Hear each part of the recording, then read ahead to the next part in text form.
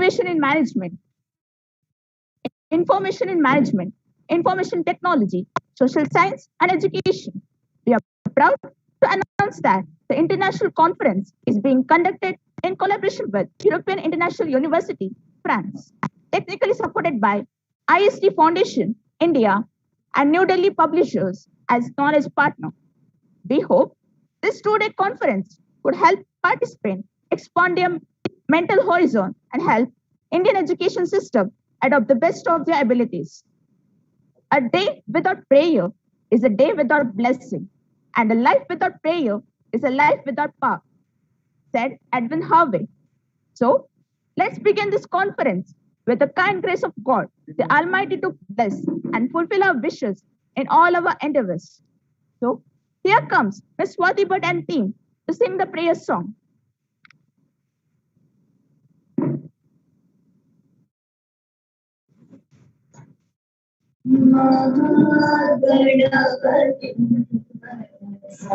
Smaraami Mahaganapatim Manasa Smaraami Vasishtha Vamadevadi Pandita Mahaganapatim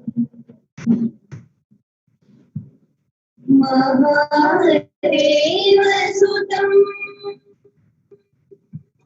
Mahadeva Sutam Guru Gohanutam Mahadeva Sutam Guru Gohanutam Marakoti Prakasham Shantam Marakoti Prakasham Shantam Mahagavyanadakari Priyam Mahagavyanadakari Priyam Shikavamana Modaka Priyam Mahaganapatim Manasa Smaraami Mahaganapatim.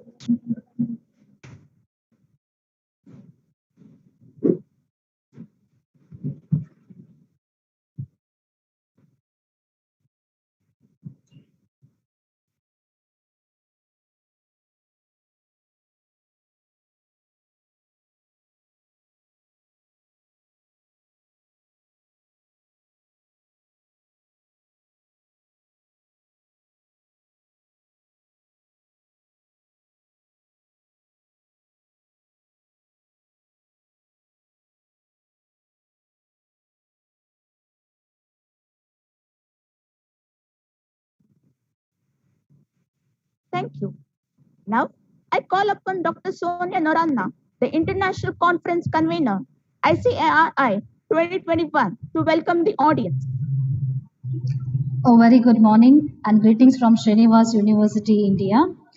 I welcome you all to the 2 days international conference on academic research and innovation in management, information technology, social science and education, ICARI 2021, organized by College of Management and Commerce, Srinivas University, Mangalore, India, in collaboration with European International University, Paris, France.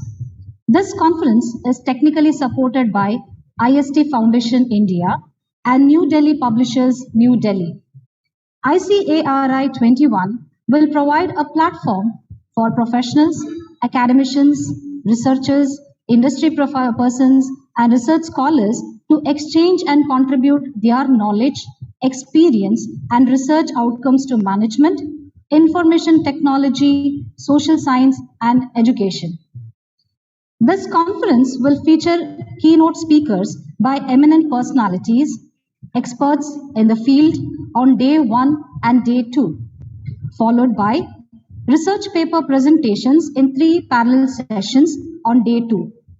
On this occasion, I would like to welcome Dr. CAA Raghavendra Rao, Chancellor, Srinivas University, and President A. Shamarao Foundation, and Chief Patron of today's international conference, our founder, Chancellor, charismatic personality behind this effort. On this occasion, I welcome you, sir. Dr. A. Srinivas Srinivas Rao, Pro-Chancellor, Srinivas University and Vice President A. Shamara Foundation and patron of today's international conference, a guiding hand, always encouraging us in all our endeavors. On this occasion, I welcome you, sir. Srimati Vijayalakshmi Rao, Amma, Director, Srinivas Group of Colleges, Mangalore, and patron of today's function. I welcome you, ma'am.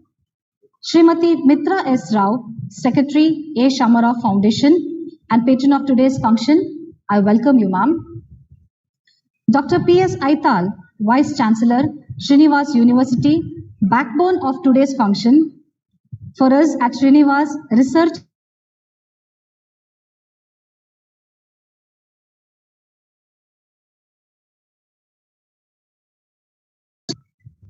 sorry, I think it went on mute.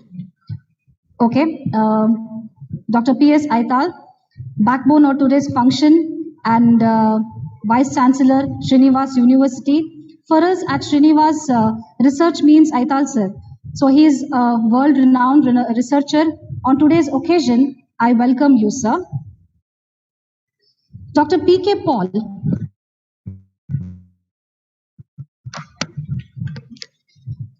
at Raigan University, Department of Computer and Information Science, Program Chair and Director of today's function.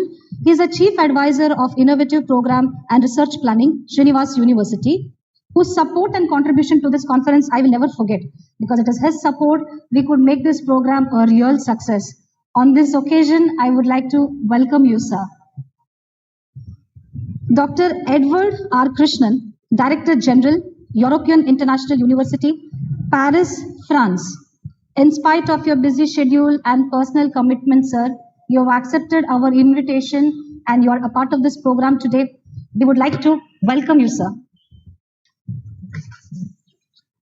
Dr. Dhula Sarkar, Registrar, Raigan University, West Bengal in India.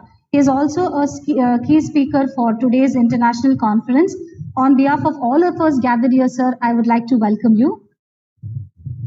Dr. Hamid Seremi, who is the President Chancellor, Asrar Higher Education Institute, Masad, Iran. He is also our keynote speaker. On this occasion, I wholeheartedly welcome you, sir. We also have day 2 speakers, Dr. Nilanjan Dey, who is an Associate Professor, Department of Computer Science, JIS University, Kolkata. I welcome you, sir. Dr. Randa Hariri, who is an Associate Professor of Jeddah, Saudi Arabia. I welcome you, ma'am. We have our registrars, Dr. Anil Kumar, Registrar for Academics. I welcome you, sir. Dr. Srinivasa Maya, Registrar Evaluation. I welcome you, sir. Dr. Ajay Kumar, who is a Registrar for Development. I welcome you, sir. Dr. Aditya Kumar Maya, who is a Registrar in Academics. I welcome you, sir. I also welcome our Dean, Dr. Kirtan Raj, CMC, Srinivas University. Welcome you, ma'am. I welcome Dr. Shailashri Viti, who is a Publication Chair of ICARI-2021. Welcome you, ma'am. I welcome Dr. Amit Menezes, who is an Organizing Secretary. I wholeheartedly welcome you, sir. Dr. Nias Panakaje, who is a co-convener of ICARI 2021. Welcome you, sir. I also welcome all the faculties and the research scholars to this international conference.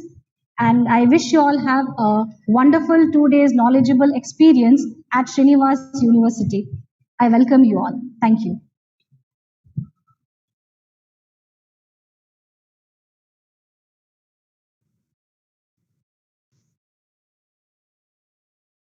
Thank you, Dr. Sonia. Next, I welcome Dr. P.S. Aital, Vice Chancellor, Srinivas University, to commence the conference with his words. Good morning. Greetings from Srinivas University, Mangalore, Karnataka, India. So I am very happy to be part of this inaugural session of International Conference on Academic Research and Innovation in the Management, Information Technology, Social Science and Education, where we have about 50 papers to be presented by young and dynamic researchers. Apart from very important part of the international conference, that is the invited speech from various eminent keynote speakers. This international conference is the annual conference. Every year, College of Management and Commerce organizes international conference apart from 2 national conferences. So after this COVID-19 lockdown, so this international conference is changed its platform from offline to online. So this conference is currently a virtual conference. Ability to involve more people from different locations of different countries. So I would like to welcome our chief guest and the collaborator of this conference, Dr. Edward R. Krishnan, who is the Director General of European International University, Paris, France. This conference is organized jointly with the Srinivas University and European International University, Paris, France, as well as the New Delhi publishers. I'm sure that this conference will fulfill the objective of any international conference, where networking through exchange of ideas, research outputs, and discussions, suggestions are the objectives. As per the convener of the conference, Dr. Sonia Ajay, and the additional chair of the conference, Dr. Prashant Paul, research director of Raigan University. The theme of the conference is academic research and innovation.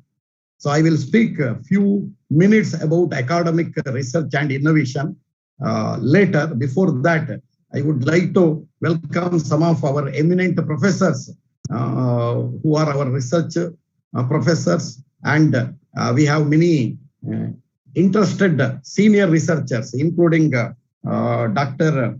Professor J. Satpathy. I could see him here on screen. We have invited many eminent professors who have authorities in various areas of business management, information technology, social science, and education. So for today's first day, for today's keynote address, we have invited Dr. Edwin R. Krishnan, who will continue after this inaugural session as a keynote speaker, and he will speak about digitizing the education, pros and cons.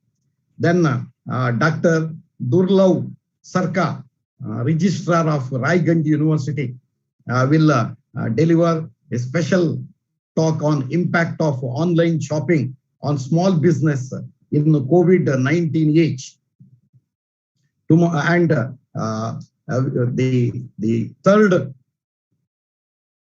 keynote speech is to be given by Dr. Hamid Sarami, Chancellor of Icar Higher Education Institute, a deemed university of Iran. But Dr. Hamid Sarami is my old friend, my philosopher, my advisor, my guide, and he is my friend also. And currently he is in Canada, and he will deliver his address, online address from Canada, even though he is Chancellor of Icar Higher Education Institute, deemed university located at Iran. Tomorrow we have invited Dr. Nilanjan Day. He is the professor of JIS University, Kolkata, West Bengal, and he will speak on artificial intelligence in risk management. It is a multidisciplinary, interdisciplinary subject. We have also Muhammad Zahir from Bangladesh. He is also participating with us today in this inaugural session. And on behalf of Srinivas University, I welcome you, sir. Then we have invited Dr. Randa Harari. She is from Dar al Hekma University, Jeddah, Saudi Arabia. And she will also speak on research, academic research and innovation. For contributing papers to be presented during these 2 days, we have invited 3 chairpersons. Dr. N. Biswas, Director in charge of Aligarh Muslim University, India, West Bengal, will be the chairperson for the contributed papers. Dr. Shailashri VT, Professor of Srinivas University, and Dr. Niaz Panakaje. He is also Professor of Srinivas University, will execute their responsibility as chairpersons for the faithful presentations of various research papers by these research participants. As per my knowledge, there will be 14 papers presentation as contributed papers in session 1, and 16 papers will be presented by our researchers during the session 2, and another 19 papers which are reviewed and selected for presentation for session 3, so that our participants from different corners of the world will get opportunity to hear these presentations, take part in discussions, and to get new ideas. I'm sure that the deliberations of the 2 days international conference will support our participants in the form of new ideas, new research results, then new analysis, new interpretations, as well as opportunity to know about various research topics researched in different organizations and universities, so that in future days you can contact them and you can get more information, and you can also network with them, you can also collaborate with them. So now when we consider the theme of the research, so we have identified a very good relevant theme of this international conference, that is academic research and innovation in management, in information technology, in social science, and in education. So this is a relevant topic, academic research and innovation. Both should go together in order to create new knowledge, new interpretation, which is essential in any research as research output. You know that academic research is a systematic process of creating a satisfactory answer for a research question in the process of creating new knowledge or new interpretation of existing knowledge. The logic of research question or research inquiry includes the use of induction or discovery of patterns, deduction or testing of theories and hypotheses, and abduction, uncovering and relying on best set of explanations. A high quality scholarly research is based on work of others to know current status, can be replicated with the similar research conditions, can be generalized to other settings, is based on logical rationality and related to proven theories, is repeatable by others, generates new questions for continuous research, is incremental and decreases the research gap, and is non-business and non-political activity undertaken only for the betterment of society. So this point you have to know when you do academic research. Now, there are different types of academic research. according to one school of definition, according to one school of thoughts, the academic research methodology is divided into three types as experimental methodology, empirical methodology, and exploratory methodology. So experimental methodology, example, true experimental research and quasi-experimental research. Empirical methodology involves correlational research, including identifying association, relation, and comparison between variables. Then exploratory research methodology involves descriptive research, historical research, and predictive research. Now coming to the phases or stages of academic research, I have identified about 12 phases or stages of academic research, which include selection of research domain, first stage of its life cycle. Then formulation of research problem, which includes identifying the tentative topic and selecting the keywords. Then identification of current status based on review of literature, which is the third life cycle stage of academic research. So here you should identify the related research work and find the current status.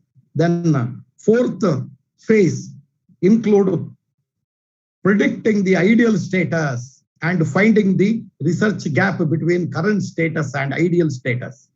The fifth stage include developing research agenda, analyzing them and choosing a suitable agenda.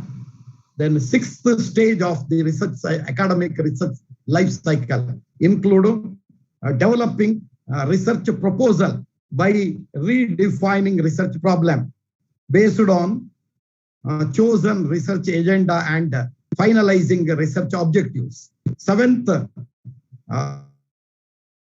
stage include developing a research design and a conceptual model with the internal and external variables or parameters or components identification. Then eighth stage include identifying affecting factors and formulating hypotheses. Ninth stage include data collection, testing the hypothesis, and finalizing the proposed conceptual design using experimental method using instruments or empirical method using proper human experience and statistical analysis methods. Then the 10th stage of academic research involves comparing the results, analysis of the results, and interpretation of the result. Then 11th stage involves suggestion to improve the design, improve the system based on conceptual design. And finally, you have to report, you have to show the output by writing the report and publication as open access without losing your IPR and presenting these results in various conferences like this. So this is the life cycle of academic research and in terms of various stages. Now coming to innovation, which is another part of the theme of our international conference. So innovation can be defined as a new application of existing system. So innovation can be incremental improvement or breakthrough changes. Creativity and technology plays an important role on innovation of concepts, ideas, products, processes, services in a marketplace to improve or change quality and comfortability of human life. So there are different schools of thoughts about innovations. As per one school of thought, driver-based innovation may be of four types. First one is incremental innovation. Second one is sustaining innovation. Third one, descriptive innovation. And the last one is radical innovation. So our researchers should identify what type of innovations will work in what type of research and in what area of research. Though the matrix of innovation with these four types are placed in a two-dimensional technology and market, they can generalize it as a driver and impact. So based on these four types of innovation and based on two dimensions along the X direction as well as Y direction, you can develop a matrix of innovation with the two dimensions. One is driver, innovation driver, and second one is innovation impact. Accordingly, as I said, there are four components in a matrix or four cells in a matrix. The first one, where both driver of innovation and impact of innovation are low, corresponding to incremental innovation, which is for survival of any organization. And this represents a continuous improvement in existing system. Then when the driver of innovation is low, but the impact of innovation is high, then you will end up with another cell of the generic innovation matrix. This is named as sustaining innovation. So sustaining innovation is the second type of innovation, where a driver of innovation like a technology or business model, their maybe impact may be low. This impact of the innovation may be high. Here, this kind of innovations are used for sustainability. So significant improvement to sustain existing system is the objective of this type of innovation. The third type of innovation is where the driver of innovation have high value, but the impact of innovation are little less value. So you will end up with the radical innovation where the monopoly strategy is playing an important role.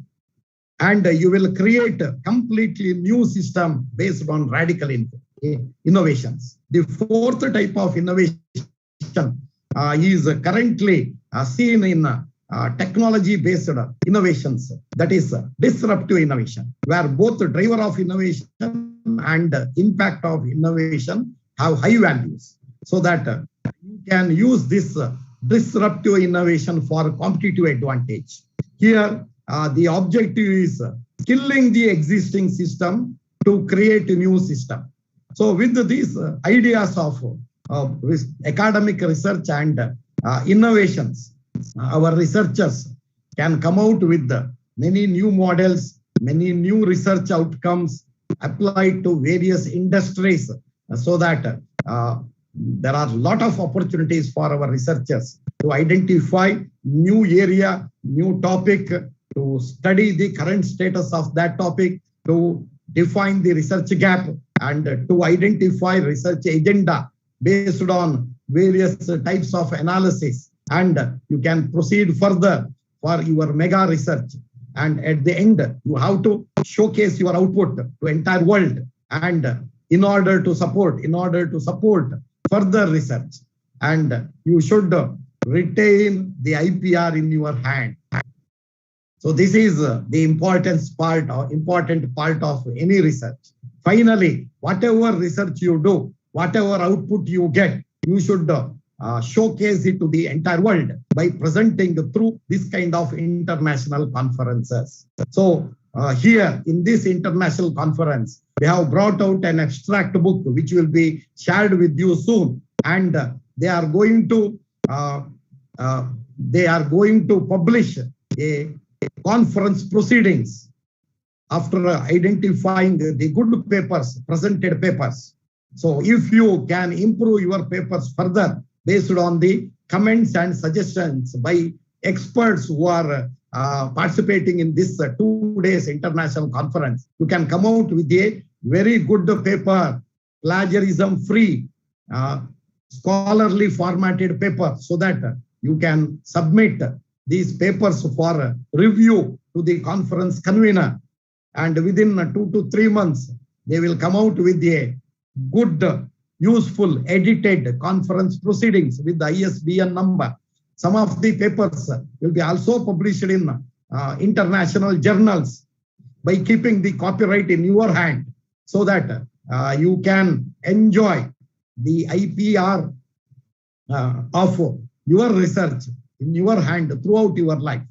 So with this, I'm sure that all our keynote speakers, as well as the participants who are going to present papers in this conference, will get opportunity to publish their papers in conference proceedings with ISBN number and the DOI, and all our research participants who are the audience of these 2 days conference will get a lot of new ideas, a new way of identifying problems and doing research, so that you can also plan to do better research in future days. And you can publish these papers both in international conferences and publish in international reviewed journals, so that the entire country, entire world will become, will get the advantage of this research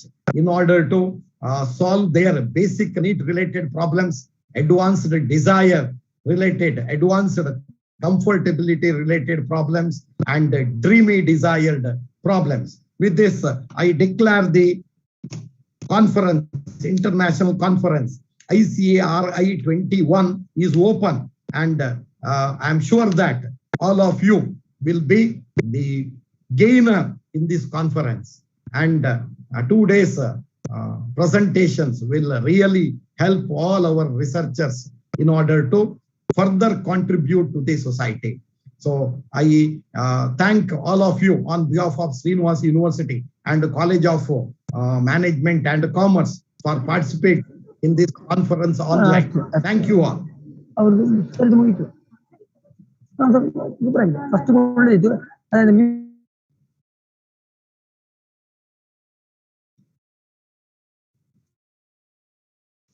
Thank you, sir.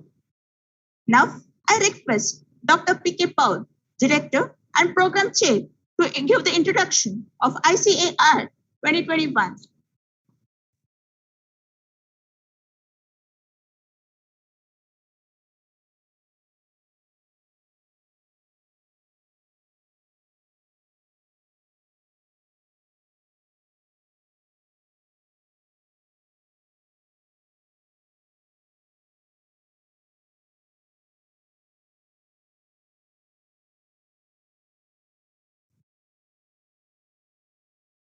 Yes, Dr. Paul is online.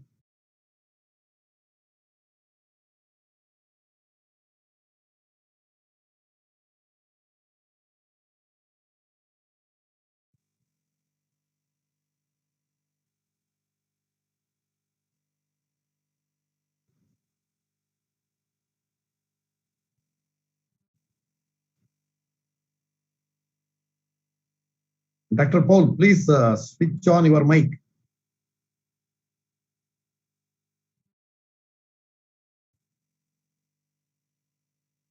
No, Dr. Paul, you are not audible.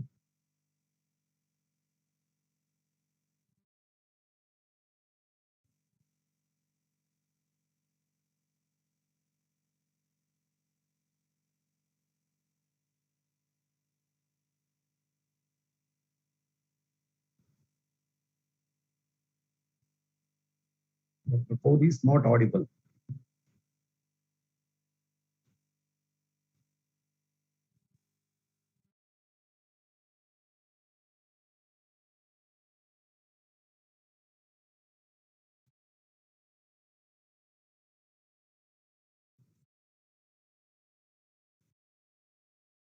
Dr. Paul, rejoin us. So we'll wait for 2 minutes.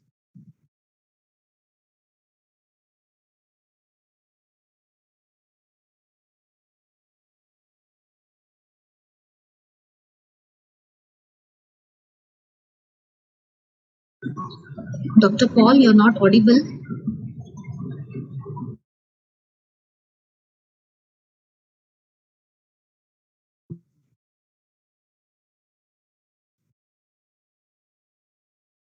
can go to next level, next part of the program. Later you can consider him. Okay, sir. If there is a technical problem.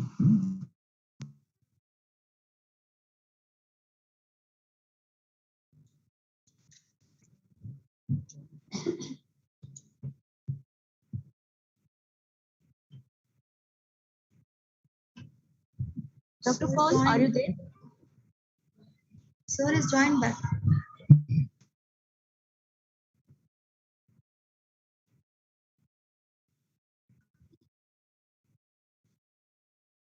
Hello, is it audible now? Yes, sir. Yes, sir. Okay. So sorry for disturbing, some technical issues are there.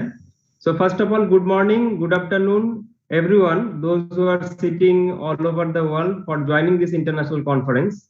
It's a great pleasure that this international conference is to be organized not only by the Srinivas University, but also the European International University, which is a kind of global university because it's registered at France, but also having the students more than 50 countries due to its online programs.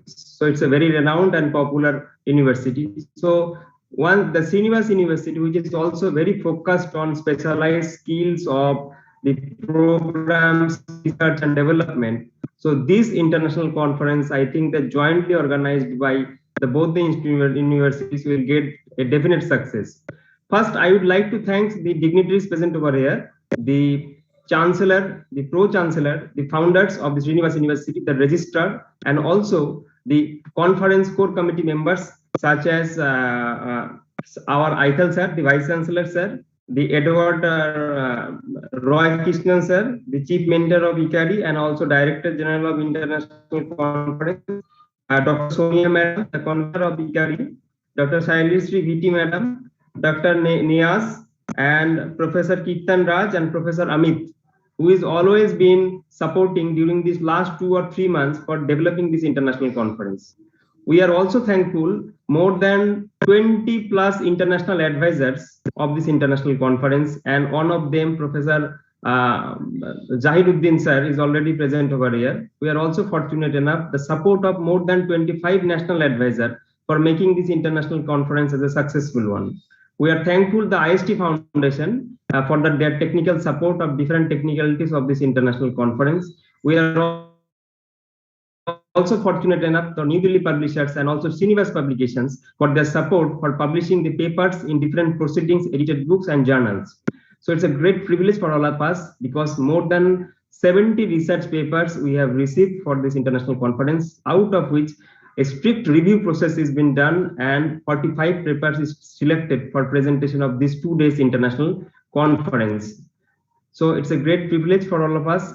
I personally thank the Vice Chancellor sir, Chancellor sir, and Registrar and Convener and Organizing Secretary and Dean of the College of Management and Commerce, Srinivas University, for their support, and also Director General of European International University for their helping hand for promoting the knowledge and development of the society. Being a researcher of interdisciplinary subject, I am happy that this conference having almost all the important subjects combined together, whether it is management, it's information technology, the education and the social science, all connected and all are disciplinary in nature. And most of the papers are interdisciplinary. So we are fortunate enough that today the 3 speakers, keynote speaker will deliver their valuable lecture that will enlighten us and that will give us a different kind of knowledge. Apart from this, tomorrow we have 2 keynote speakers that will be also a very important matter for all of us, because apart from paper presenters, those who are new researcher or senior researcher, we are also getting the opportunity for learn, collaboration and exchange of ideas and thoughts. And as Srinivas University is always promoting different kind of conferences and academic events throughout the world, I hope this will be an added advantage during this pandemic situation. Though it is online, but I believe it has more than or equal importance due to global audience and global participants and a global nature of conference. With this, I want to thank everyone, the participant, the paper presenter, the national advisor, international advisor, core committee, founders of the Srinivas University, founders of the European International University, the technical sponsor, and the publications partner for their helping and for making this society more knowledgeable by offering their different kind of services. So with this, I want to thank and over to the team ICARI 2021 for further processing of this international conference. Thank you all.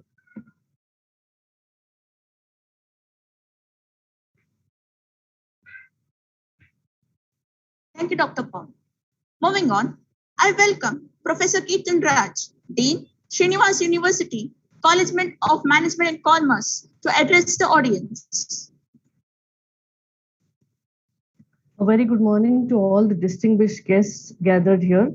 And we are privileged to bring to you the International Conference on Academic Research and Innovation in Management, Information Technology, Social Sciences and Education, ICARI 2021.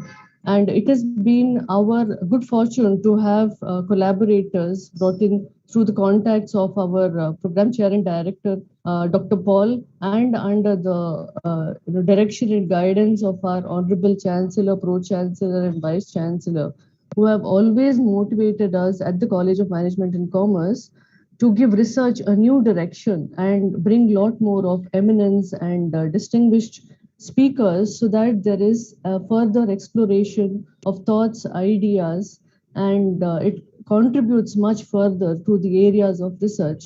So under the guidance of our eminent program directors and mentors, chief mentors of the program, we have been able to put together this international conference. And like Sir said, we are privileged to have received more than 70 papers. And through a strict process of review, we have selected only a few good papers to be presented in the sessions today and tomorrow. International conferences are always, research conferences are a confluence of thoughts and ideas. And in the field of social sciences, humanities, etc., this is what leads to furthering of our practices, in theory translating into the best practices in the industry, corporate and academia. And it's a privilege to be able to bring to fore this confluence of knowledge and information. And through these 2 days, I wish all the presenters and the distinguished keynote speakers who have taken time off their busy schedules to come across time zones and be available for our distinguished audience. Really thankful to each of the keynote speakers and the national and international advisors on board of this conference committee.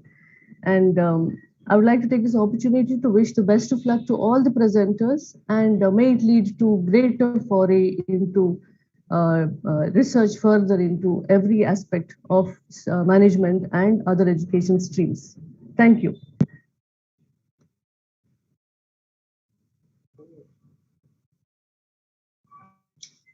Thank you, ma'am.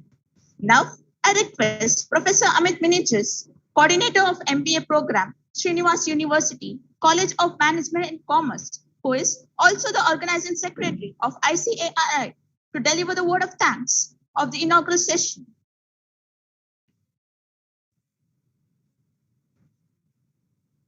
Thank you, Naomi. Gratitude is when the memory is stored in the heart and not the mind. It is indeed a privilege for me to bring out the gratitude that is in our hearts. First and foremost, I would like to thank Dr. C.A. Raghavendra Rao, the Chancellor of Srinivas University and the President of Srinivas Group of Institutions, for being the guiding force for all our activities and initiatives. Thank you, sir. Gratitude is due to Dr. A. Srinivas Rao, Pro-Chancellor of Srinivas University and the Vice President of Srinivas Group of Institutions, for his constant support for our endeavors. Thank you, sir. We would also like to thank Srimati A. Vijayalakshmi Rao for her blessings for this event. Thank you, ma'am. Srimati Miss Mitra S. Rao is a force to reckon in our university and a calm influencer for all the decisions taken. We would like to thank her for her wholehearted support for the event. Thank you, ma'am. We would fail in our duty if we don't thank Dr. P.S. Aital, Vice Chancellor of Srinivas University, for gracing this occasion and being a role model for all our activities. Thank you, sir. Thank you. We would like to show our gratitude to Dr. P.K. Paul, the Program Chair and Director of this international conference, who has strived a lot to make this a success. Thank you, sir. Dr. Edward R. Krishnan, the Director General of European International University, Paris, France, and the Chief Mentor of this conference, has been a constant motivator to us. We would like to thank you, sir, for all the support that you have given us with the collaboration of European International University also. Thank you very much, sir. We would like to acknowledge the presence of Dr. Dhula Sarkar, Registrar of Raigan University, who will be delivering his lecture later on. Thank you, sir. Thanks are due to Dr. Hamid Saremi, President, Asrar Higher Education Institution, Mashhad, Iran. Thank you, sir, for your presence. We would also like to thank Srimati Kirtan Raj, Dean of College and Management and Commerce, Srinivas University, for her constant support. Thank you, ma'am. Gratitude is also a must to Dr. Shaileshri Viti, the Publication Chair of this conference. Thank you, ma'am. We would definitely acknowledge the services of the main pillar of this international conference, Dr. Sonia Noronna, the convener of this conference, for her tireless hard work and meticulous planning. Thank you, ma'am. We would also like to acknowledge with gratitude the full-hearted cooperation of Dr. Niaz Panakaji, the co-convener of this international conference. Thank you, sir. We would also like to thank our technical sponsors, the Delhi publishers, Srinivas Publishers, and Information Science and Technology Foundation. Thank you. We would also like to thank all the deans, HODs, and other faculties and researchers from our sister colleges and institutions. Thank you. I would fail in my duty if I do not thank all the students who are actively involved in this conference. Thank you, dear students, for making this a successful conference. I would also like to thank all the people from the press and media for their wide coverage. And finally, I would like to acknowledge the participation of all our researchers, paper presenters, and participants from various colleges who have made this international conference a reality. Thank you, one and all, and have a good day.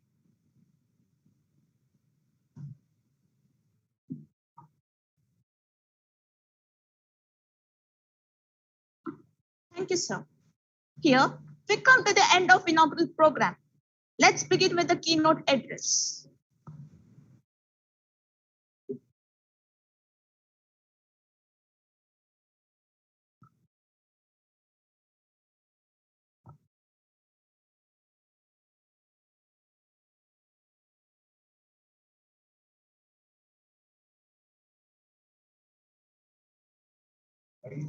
Now, I request Dr. Paul, Program Chair and Director, to welcome Dr. Edward Roy Krishnan. Over to you, sir.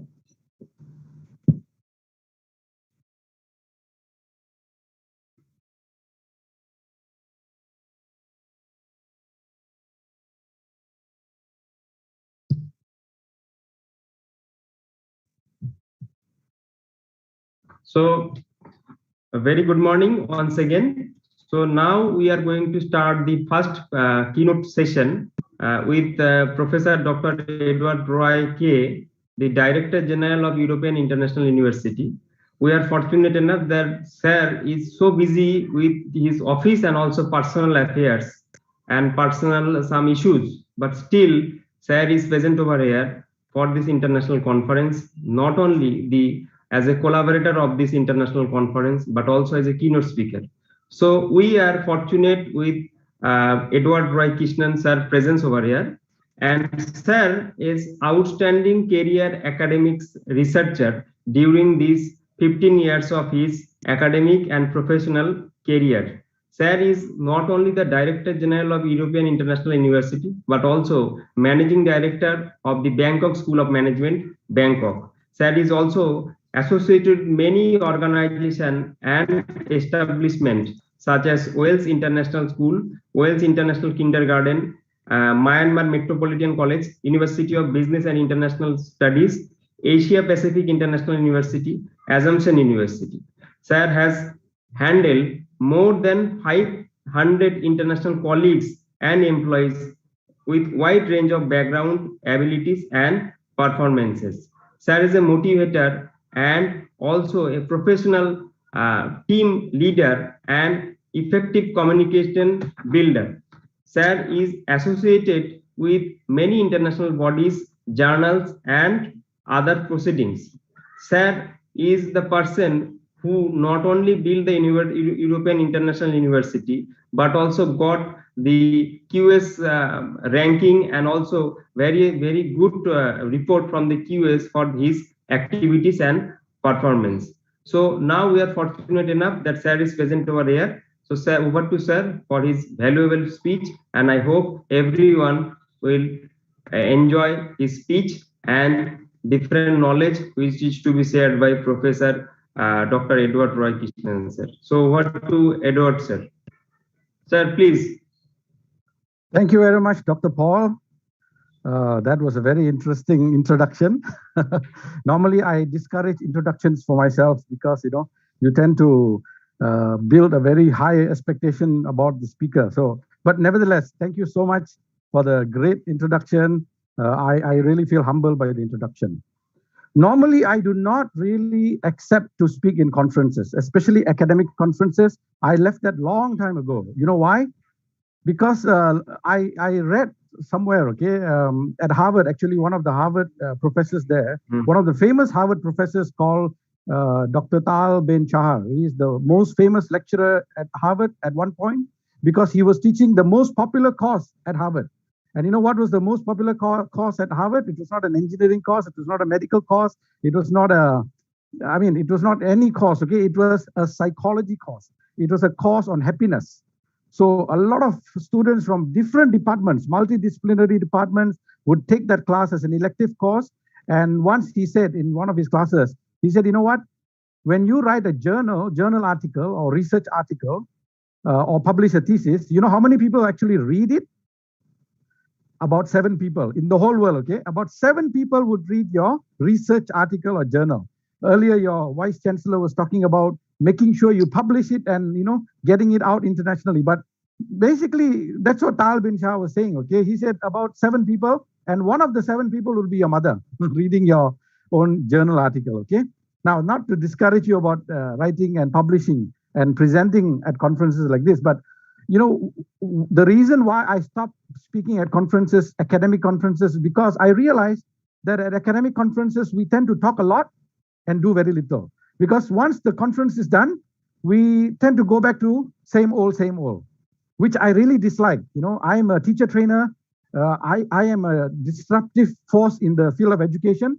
And I like when we push our limits to really, really make a difference. And earlier, someone was talking about making a difference, a practical contribution in the world. And that is only possible if we take the theory and put it into practice. So I'm back here at an academic conference because Dr. Paul insisted that I came. And he mentioned about personal commitments and all that. Well, basically, let me tell you, my mom had a second surgery in less than 2 weeks. So that was a personal commitment. And although I'm far from her, I had to do all the arrangements. But despite all that, I'm very glad that I'm here. Of course, I've jumped a few steps, but let me go back. I want to really congratulate Srinivas University for this amazing conference. As I came in earlier and I was sitting down and I was looking at the number of participants coming. It increased from 20 to 40 to 60. Now it's more than 100 people, So it's very interesting. And I would like to, say congratulations to Srinivas University for arranging such a beautiful event. Also, special thanks to the Chancellor, obviously, the Pro-Chancellor and the Vice-Chancellor, and the core committee team that is organizing this event, as well as the Registrar, the faculty, the staff, the administration, and all of you present today. A special thanks goes out from European International University to all of you. Although we are co-organizing, our co-organizer or co-host for this conference, let me be very frank with you. Srinivas University and the committee is the one that is really doing all the hard work behind the scene. And so I would like to congratulate them and thank them. And I really feel very humble to be invited as the first keynote speaker. And it is indeed a very important and heavy responsibility. So I will try my best to do the right thing, okay? So today I'm going to talk about, of course, the field of education because I'm very passionate about it. However, my core field is actually psychology. So if I talk a little bit about psychology later on, don't be surprised because that's my core field. But then I specialize in education at a higher degree level because I realized that I want to profess psychology. I want to teach psychology. Then I went into education-related fields. But the key point here is, I'm very happy that the theme or the conference title is Academic Research and Innovation in Management, IT, Social Science and Education. Is very all-encompassing, okay? Almost all the fields that you can imagine have come under one roof, which is very good. But all of them, again, come under education, right? And the saddest thing is education is the field that is most resistant to change. Okay, even in the business field, the IT field, other social sciences fields, right? A lot of changes are taking place on a day in and day out basis, and people embrace change. But I'm very sad to say that in the education field, I don't know who all of here are in the education field, but you may agree with me that in the education field, change is the most slow. Okay, and that really makes me upset sometimes. But I'm not here to scold anyone. Okay, the topic for today is digitizing education. Now, this may sound like a very old topic. Come on, we are already digitizing education, don't we? Look at the conference. Conference is taking place online with hundreds of people attending the conference, using Zoom. Have we really digitized education? Well, that's a question I'm posing in front of you today. And the subtopic is, does the bad outweigh the good? Normally people would say, does the good outweigh the bad, right? And for a fact that this guy is going to talk about the good rather than the bad. But I wanted to give a twist to the topic. So I say, does the bad outweigh the good? So you start thinking, how bad or how good digitizing education is really about. And the core idea here is, no matter how successful or how unsuccessful we are, it is our duty to constantly push our limits to be disruptive in the field of education or in whatever field you are.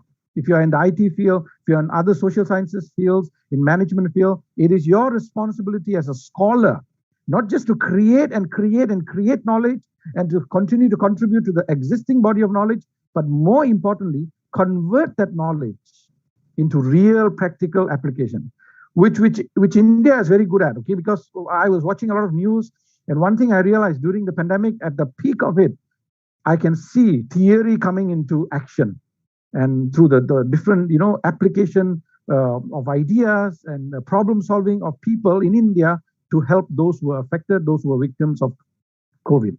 So with that said, let's go further. Okay, so digitizing education, why is it so important? Well, last week, my staff, one of my staff told me that we have put out an advertisement for a job opening. We have 2 positions vacant now. Please don't apply, because you have to be in Thailand to apply for the job, because we have our operations HQ in Bangkok. We have our main campus in Paris. We are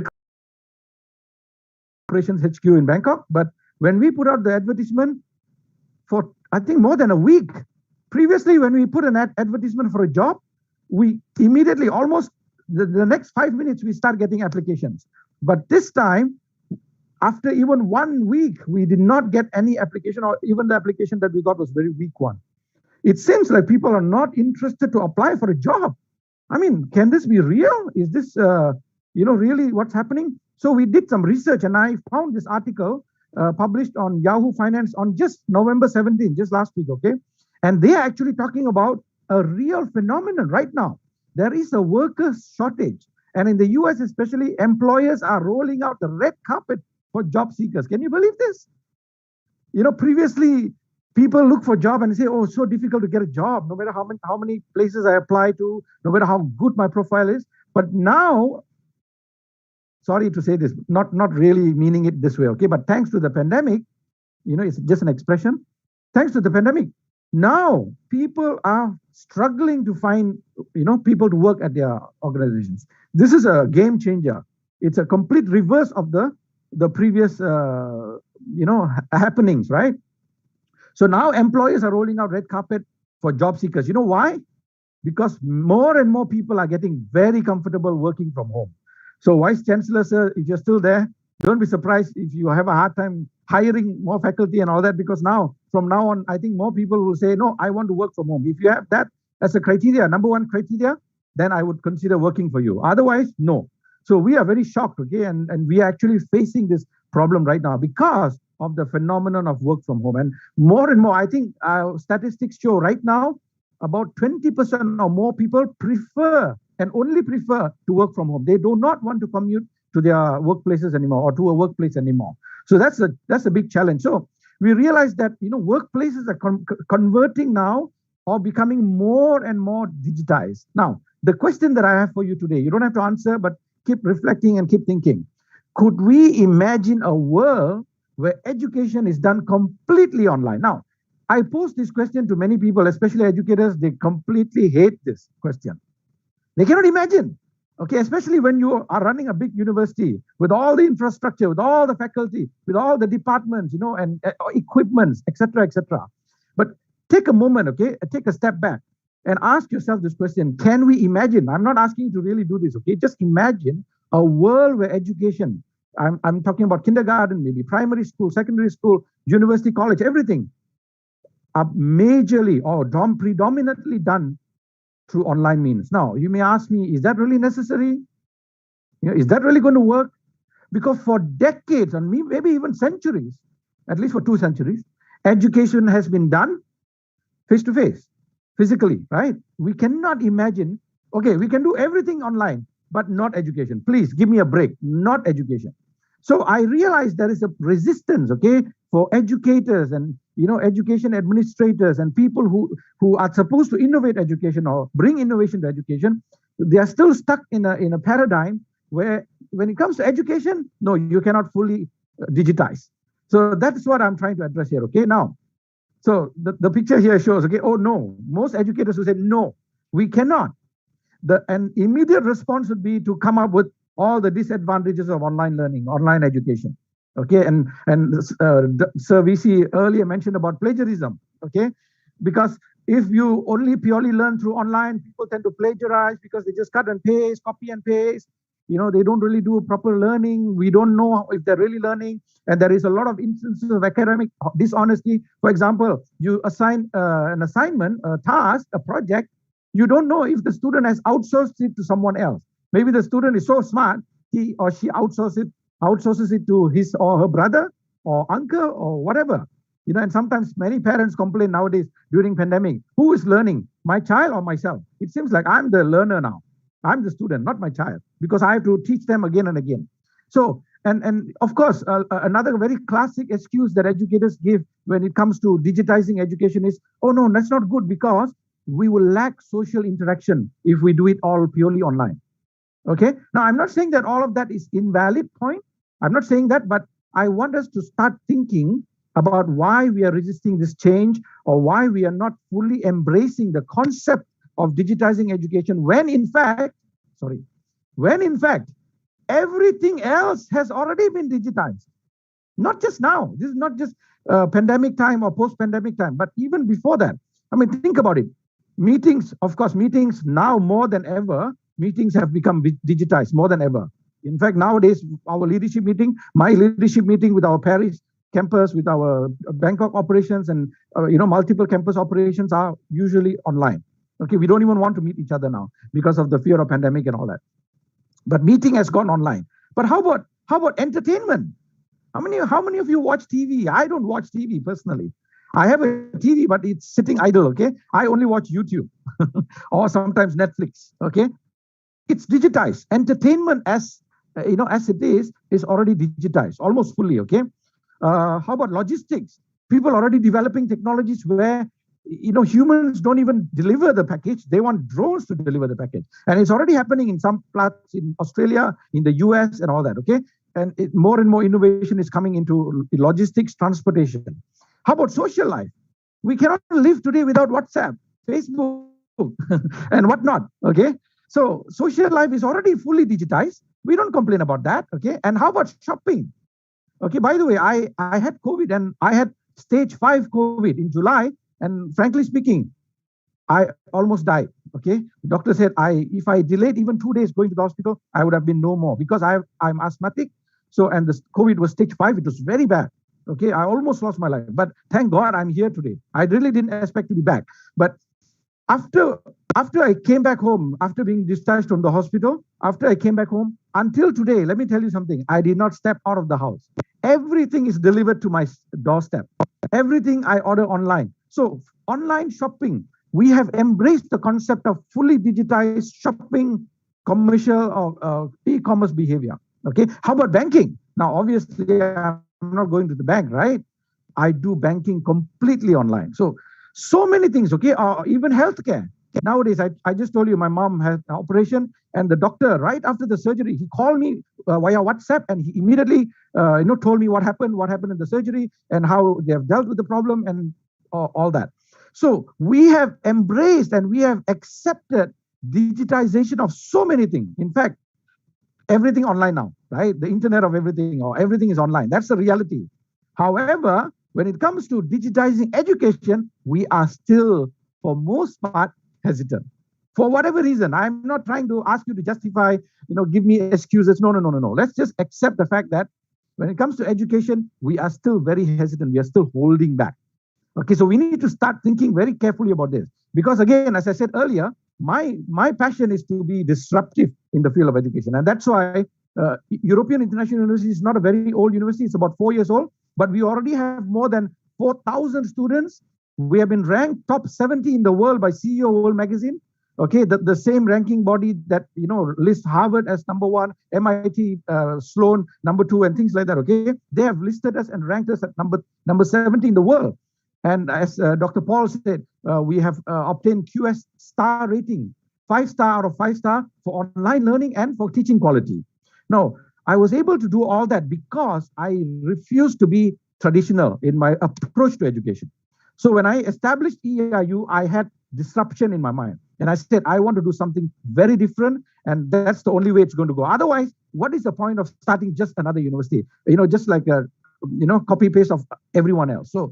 So I refuse to do that. So everything is already moving to online digitization, but education is still suffering, okay, or struggling to find its path and its place, adopting online learning or digitizing education fully, because there is an adoption issue. So it's not a problem, actually. It may take longer. Okay, for example, I don't know how many of you are aware of brain research, and many findings in brain research that benefit educators and education and learning process. It has been done since 1950s. But until today, many schools do not even talk about brain-based learning. Even if they talk about it, they don't really do it.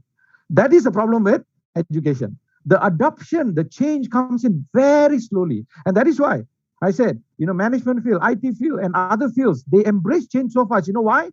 Because if you don't change, you go out of business. Whereas in education, whether you change or not, you're still in business. I don't know why. Okay. But this is to challenge us. Okay. Now, if I had to raise someone, sorry for the scary picture there. If I had to raise someone from their death, so let's say someone died in the 1800, okay, and I have to raise them. I'm not a miracle maker, but let's say I do raise them, and I take them to the cities. I take them to the city and I walk them through the skyscrapers. They'll be very surprised. What is this? Skyscrapers, oh, tall buildings. And then I take them to a hospital. They will say, what is this? I don't recognize this. Is this a hospital? Okay. And then I take them to a supermarket or a mall. most probably someone who died in the 1800s, and if I resurrect them, okay, raise them from their dead and take them to supermarket, to, through the city, to the hospital, or to a home, a normal home, like the picture I'm showing here. I bet some of your homes are very beautiful, very modern, right? Or even in a train, like a speed train or bullet train. I am sure this person will not be able to recognize any of this. They'll be very surprised to see this, and they will not be able to say, oh, this is a hospital, or this is a home. They may not be able to say, because the experience that they had seeing a home or a hospital in the past is not the same anymore now. Okay, but how about education? Surprisingly, if you take a classroom, for example, the classroom that existed in the past, many, many decades ago, are still the same. You look at the picture here. The classroom structure before and the classroom structure now. Is there any difference? Well, unfortunately, I'm sorry to say, we have not really changed for decades or even for a century. Okay, we have not. Only in education. Okay, everything else you see, the way they change is magnificent, significant, drastic changes. But when it comes to education, we still have a classroom with with the teacher standing in the front with a whiteboard, and students sitting down and learning from the teacher, because the teacher is the authority. I'm not saying the teacher is not authority, but what I'm saying is, I wish to challenge all of us to start thinking why education is so slow to changes. So the question of digitizing education, does the bad outweigh the good, or the good outweigh the bad? Of course, for people to quickly enumerate or list down the disadvantages of digitizing education fully, it's very easy, because you ask any teacher or any educator, especially if they're experienced, the more experienced, the more they can tell you what are the disadvantages of digitizing education completely. But let's reconsider, okay? Let's reconsider, and I encourage you and I to take a bold step forward to challenge ourselves to see the importance of focusing on the good rather than just focusing on the bad. Because all this while we give a lot of excuses by under the cover of the bad, the lack of social interaction, or the lack of academic honesty, if you learn online, or the inability of educators to keep track of what's really happening, without the face-to-face interaction. Now, I wish to present to you, and I wish to focus on the good side of the digitizing education enterprise. Okay, so I divide my presentation now into three categories: quality issue, efficiency issue, and also cost issue. And I will present some points under each one. Okay, in this slide, I have compressed all the advantages of online learning or digitizing education fully in the aspect of quality of learning. Now, someone just messaged in the chat that you at your university, Srinivas University, right, have started brain research related area. That's very good. Okay. Now, a lot of people, when they start learning and researching about brain research and how it contributes to learning and improving learning and teaching, they realize one thing, and that is, no matter how hard you try, if you do not integrate technology or try to integrate technology in the teaching learning process, it is very difficult to really honor the findings of brain research in application to teaching and learning, or improving teaching and learning. Okay, so number one, the quality of learning significantly improves when we start digitizing education. What do I mean by that? Okay, personalization of learning.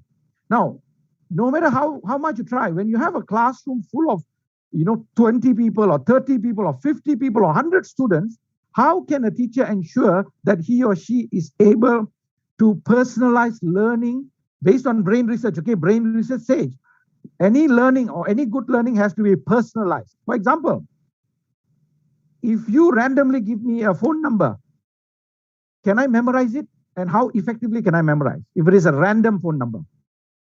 However, if I ask the VC for his number, even without writing on my palm or on a paper, I may be able to remember. You know why? Because now I've seen the VC, I've heard him talk, okay, and many people thanking him. He's a big guy, so I have a personal connection with him.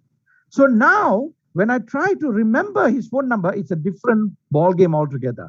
I have a personal connection with this knowledge or this fact, and so I will incorporate it in my knowledge schema more effectively than if you just give me a random number. I will forget it because there's no personalization of that knowledge. You see? Now, to personalize knowledge to 20, 30 students at the same time is difficult, whereas technology can help you do that. Okay? How about motivation? We think that we are motivating students, but typically when people are sitting, even now, we have more than 100, or now reduced to 80 people. Now 80 people listening to me. How many of them are really listening, right? Not really many, right? Many people will be maybe drinking coffee or talking to someone because they have muted everyone, right? So they may not be listening because the lack of interest. Now, can we solve this problem through technology? Yes, definitely. Okay. And connected to motivation is engagement. Okay.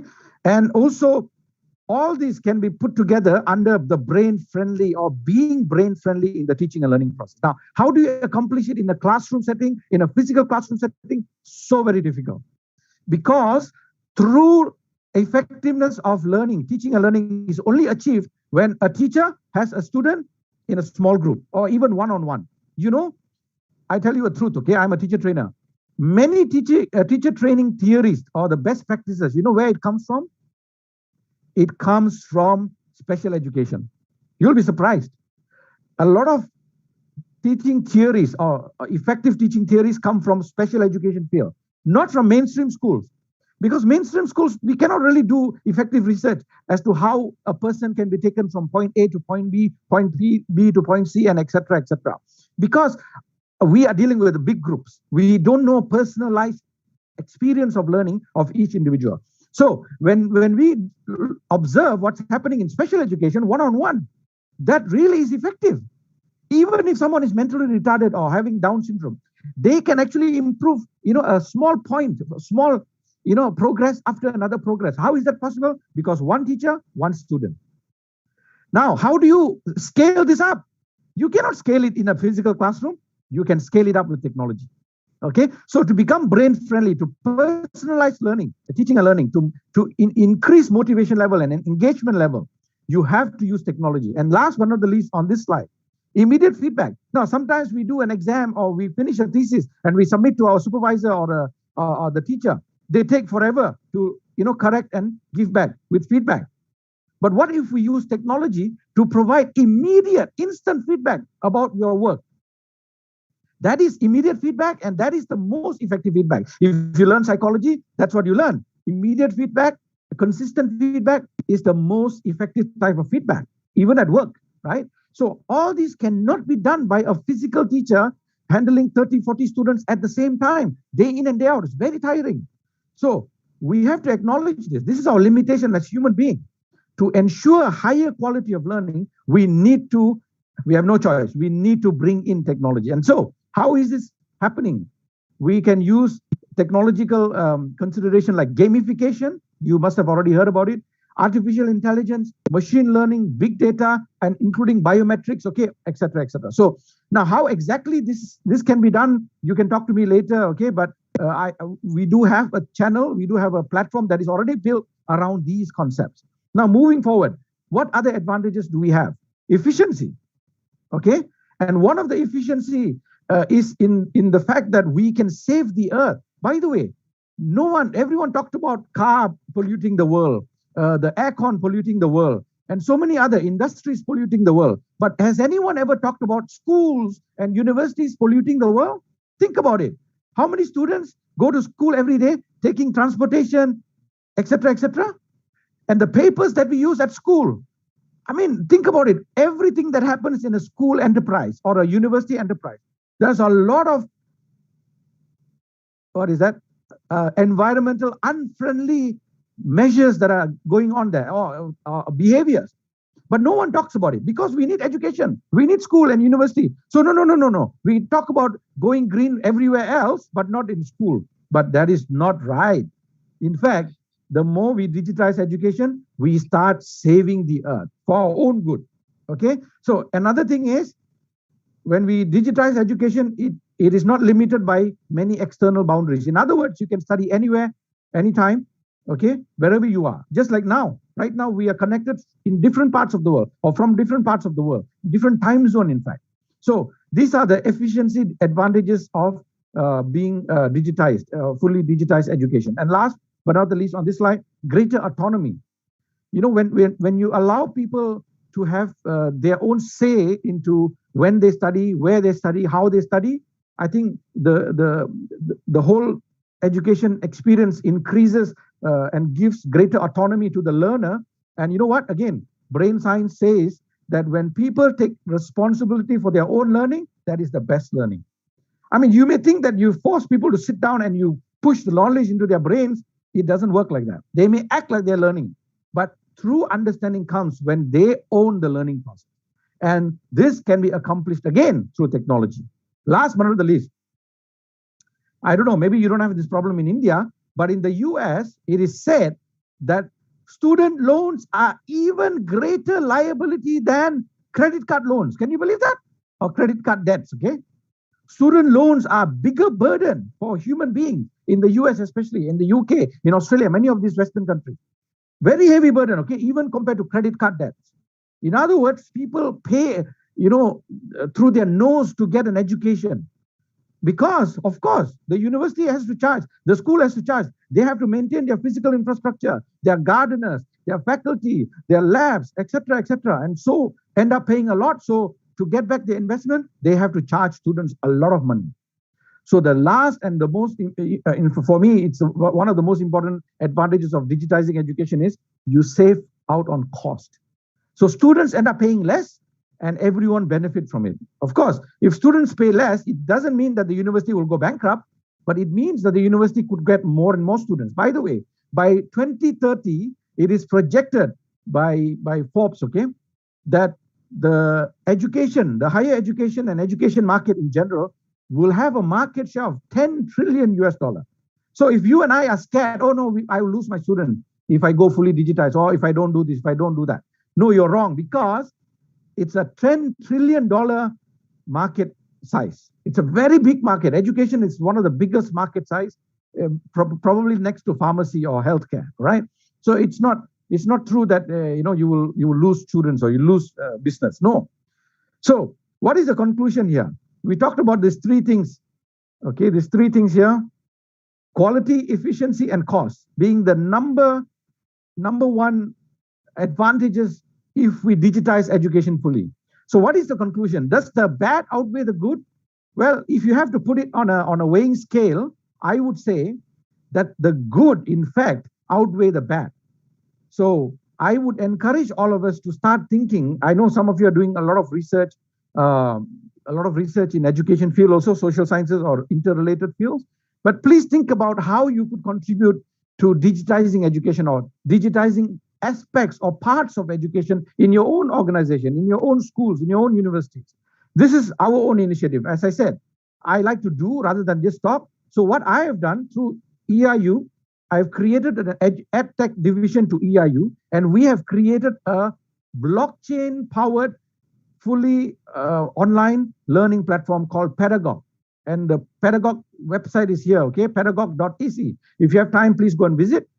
And Pedagog actually incorporates artificial intelligence, the blockchain technology, big data technology, biometrics, and the rest of the technologies that I talked about to make learning more learning friendly and teaching friendly. So we have done it. We have already started. In fact, I'm very proud to say, okay, we are the first and the only one right now who have built an education platform on a blockchain technology.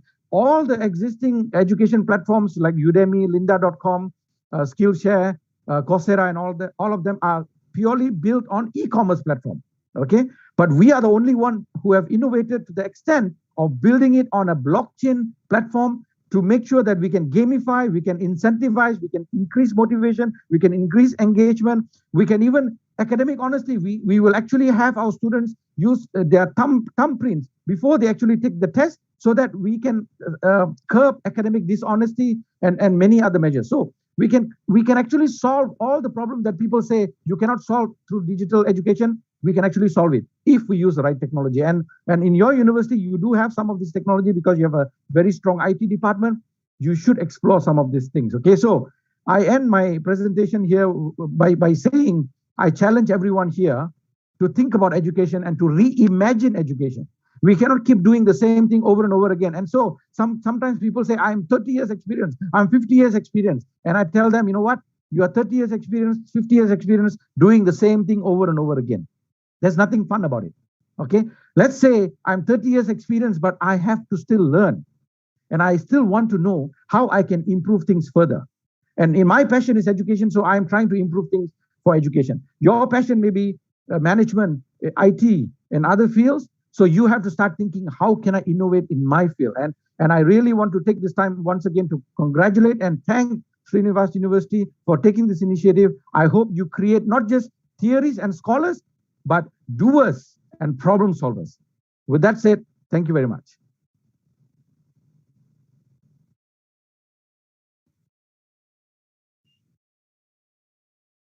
Thank you, Dr. Edward Roy Krishnan, for an enlightening and refreshing mind topic on digitalizing education. Does the bad outweigh the good? Really, what you spoke about is worth of listening, sir, because really we want an online platform for education, and what you said is really correct. And it was really inspiring one. Kindly accept our token of appreciation in the form of e-certificate. Thank you, sir. Thank you so much.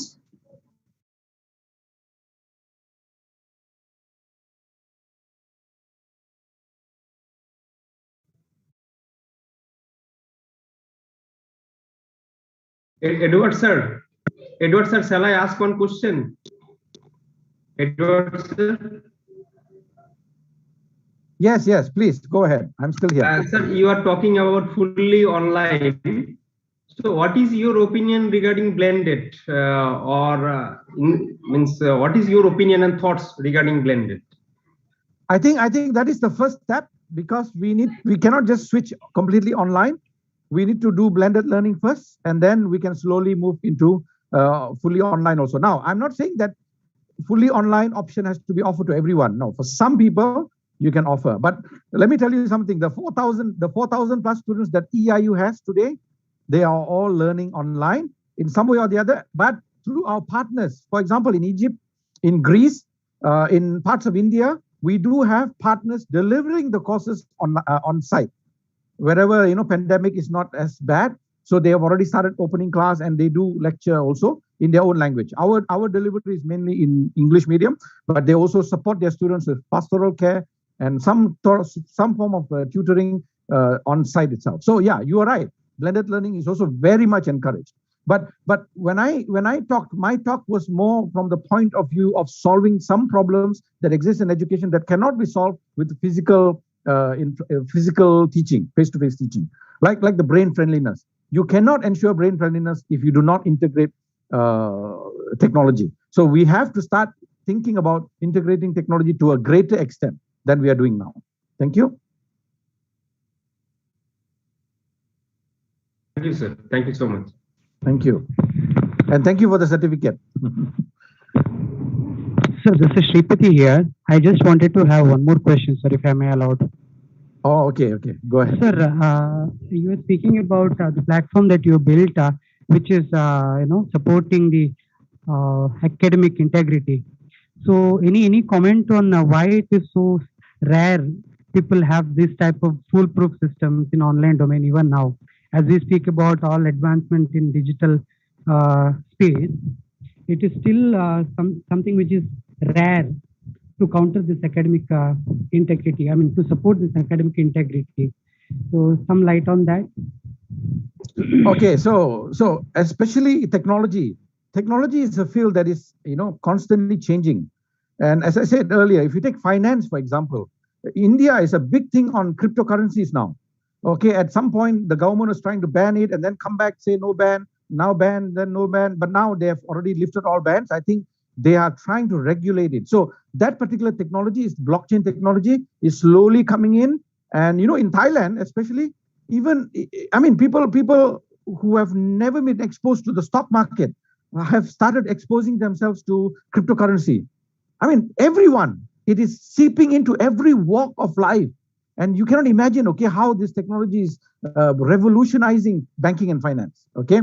Now, coming back to education, one of the biggest problem and one of the biggest resistance to online education is academic honesty. How do you know if the student is honest when they take the exam or test? Now, some Western organizations like Pearson and all that, they've already solved this problem. So using biometrics or facial recognition technology, they can actually make sure that the student who's supposed to be the student who should take the test is taking the test, not someone else. So even though the student is taking the test remotely, we can ensure that that student is taking the test at a particular given time. So and then you can even provide a situation where you lock other programs like Google and all that.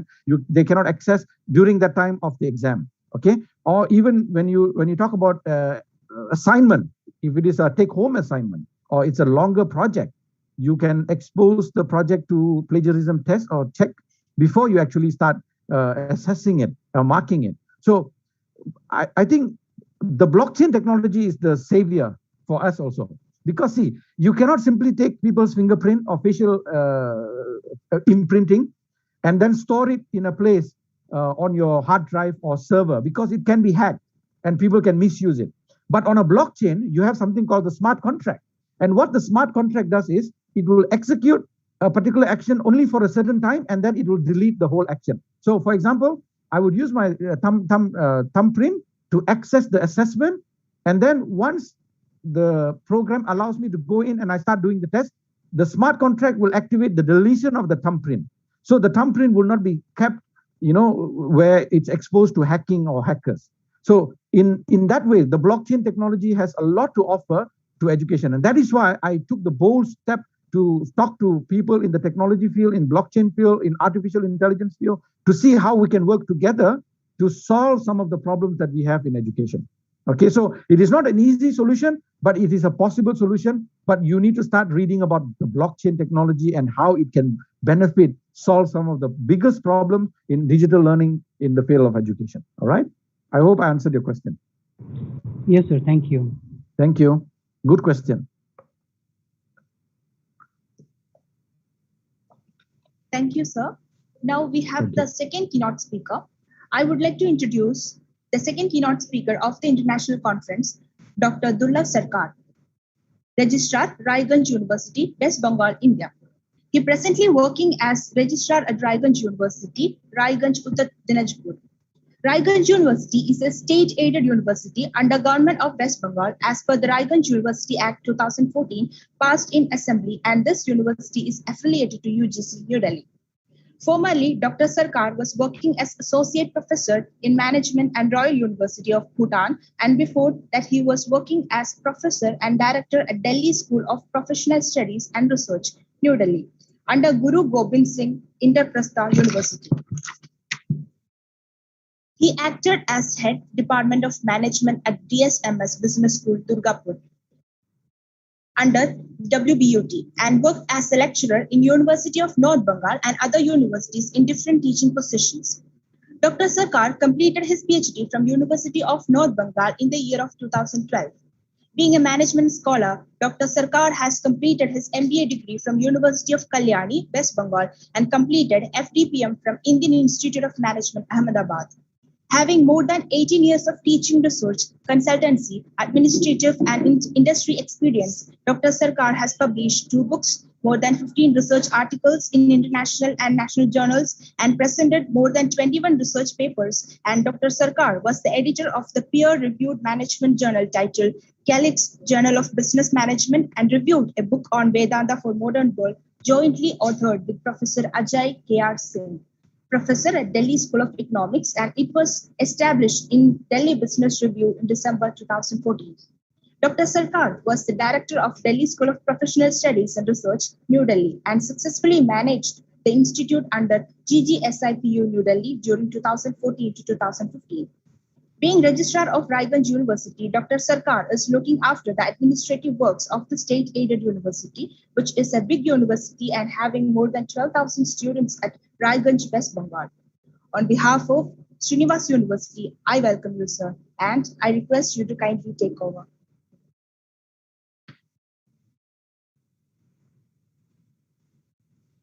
Thank you very much.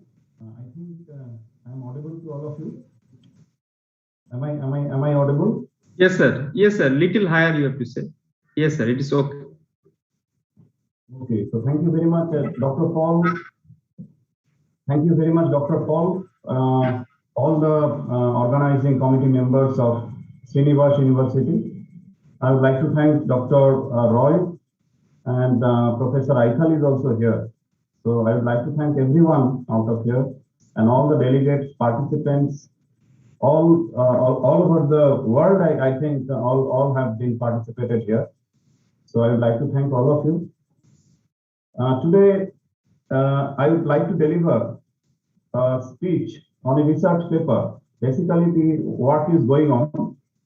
And two of us, we are doing this work, and on the basis of some exploratory data, what we have collected from the market, I want to share some of the views of this ongoing research work. Because Dr. Paul has requested me that it is better to discuss the research paper in a platform like this, where international exposures we are having right now.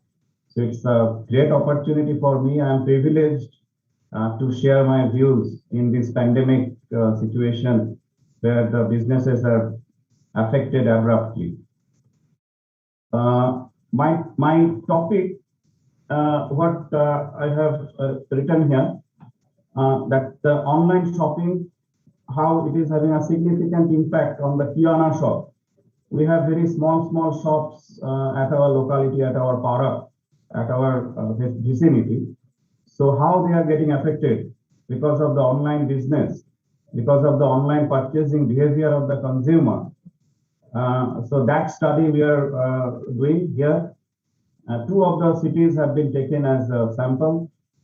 Small towns have been taken as sample in West Bengal, and we have collected some data from some Kirana shop owners and from some customers who are at point of purchase. We have collected data through interview method that how they are feeling that physical market as well as online market, what are their views. So on the basis of that, we have started our work, and I want to share some exploratory. That's why I have chosen the term exploratory here, because I cannot tell conclusive findings and conclusion here. So let me discuss about how we have planned it. First of all, see, COVID-19 has taught all of us a big lesson in our life. In the history of mankind, we have not basically from last 100 years, 150 years, we have not seen such kinds of calamities in the mankind. Now, everybody, all the spheres of the society, we are getting affected. Like the students are immensely affected. The entire business houses are affected. The science and technology has affected. Everybody has affected.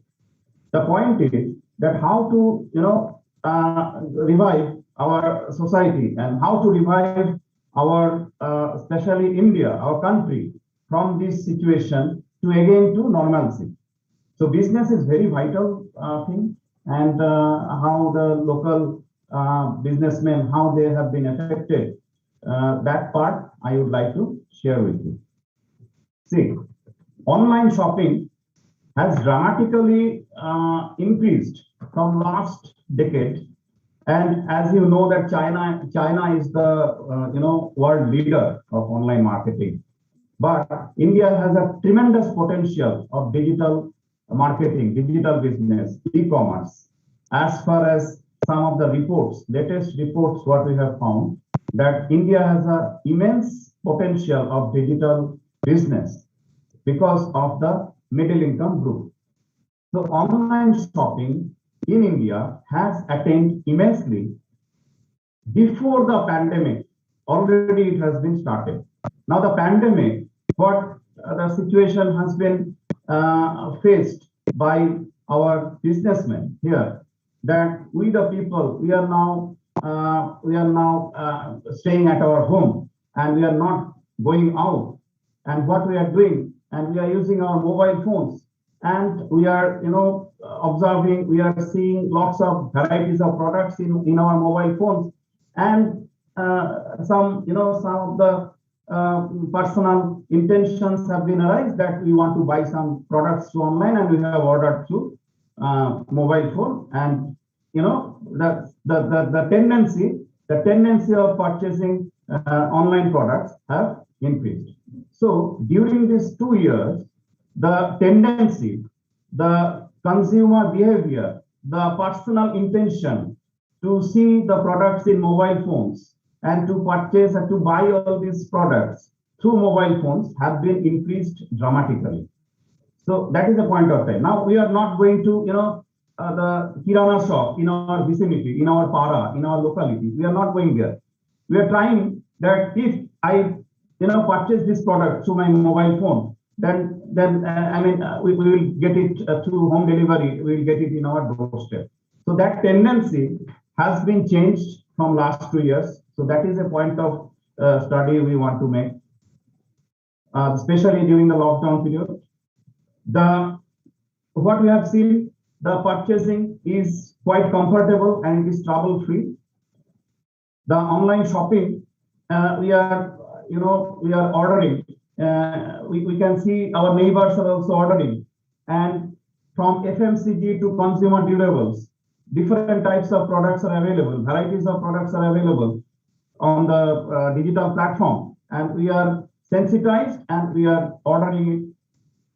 So many factors are affected, the human mind, because human mind is the most strong part, and whatever the intention, what the intentions are coming from our minds, and what we observe through the through our neighbors, to our relatives, what we observe, everything is affected in our thinking pattern, and the purchasing behavior is affected.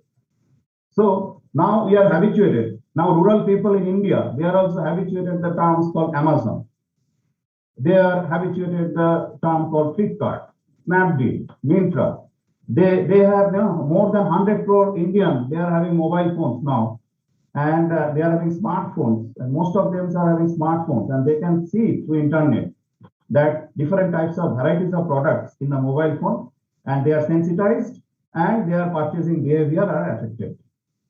So I'll show you one statistics in my next slide, that how Indian rural people have been, drastically, they have been prone to online shopping. That is a big change in the purchasing behavior in Indian rural people that I will discuss later. So in a report, what we found, India's e-commerce industry will grow 84% to $111 billion by 2024. And it may surpass China within 10 years of time. It may surpass China, because China is the world leader in digital marketing, online business, and India can surpass China because if these trends are going on. Online shoppers in India are expected to reach 220 million by 2025. It's a huge record. If you think, in a serious manner, that it is Indian middle income group, their purchasing behavior is going to change. The trends are going to change immensely in a very short period of time. Within 5 to 10 years, you will see the different purchasing behavior from Indian people. Online shopping. Why online shopping? As you all know, that we have several choices in digital platform. We have several products in digital platform, and the cost of keeping these digital products in digital platform is much more lesser than to keep the physical products in a store. That's why the companies which are having their digital businesses, they are keeping their products with lesser cost in the online platform, and they are sensitizing the customers to purchase the products, and they can keep their prices little bit lower than the physical shops. So that is another issue. When customers, they are observing their products, they are seeing their products in their mobile phones or in digital medium, that the prices are a little bit lower comparing to the prices of the physical shops in their para, in their locality. So they are basically sensitized to purchase their products through online media because they will get the prices lower. They are not seriously thinking about the product quality, which they may think little bit after they receive a below quality product. It might be because some of the complaints the companies have received that the online product qualities are not so good as the physical products. Another tendency has been arised from the customers. It is called window shopping. Window shopping means you are going to physical shops in your para shop, locality shop, and you are choosing the products there, and the prices are naturally high in physical shops. And what they are doing, they are clicking the photograph of such products and they are ordering it through online with lesser price. So that is called window shopping, and that tendency has been started by the people. So all these things we have kept in our mind before doing this research work. And the types of retail stores in India, what we find that departmental stores are there, discount stores are there, we are having supermarkets, we are having shopping malls, and we have kirana shops. Kirana shops are our locality shops, our vicinity shops, our para shops, where 10, 15 years back, where we used to go frequently, daily basis, frequently we used to go to such shops to purchase the daily products. So our focus area remains kirana shop. Out of all these retail stores, we have chosen kirana shops and online shopping. How online shopping is affecting the kirana shops. Go to the next slide.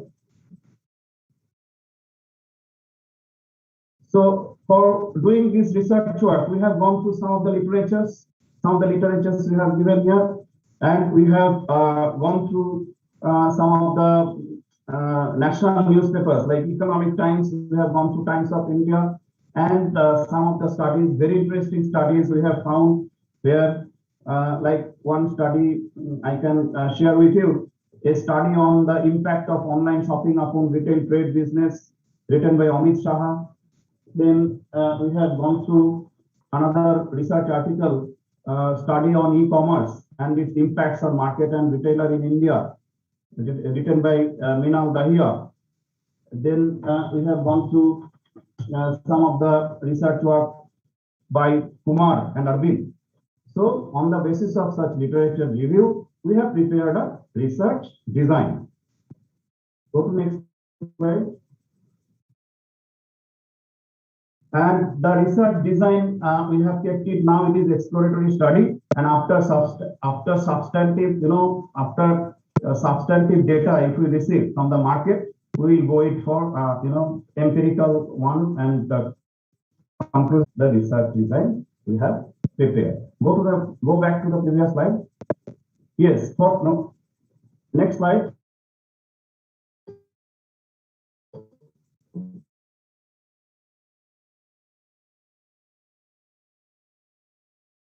Set questionnaire we have prepared for the local kirana shop owners. The local kirana shop owners were asked by some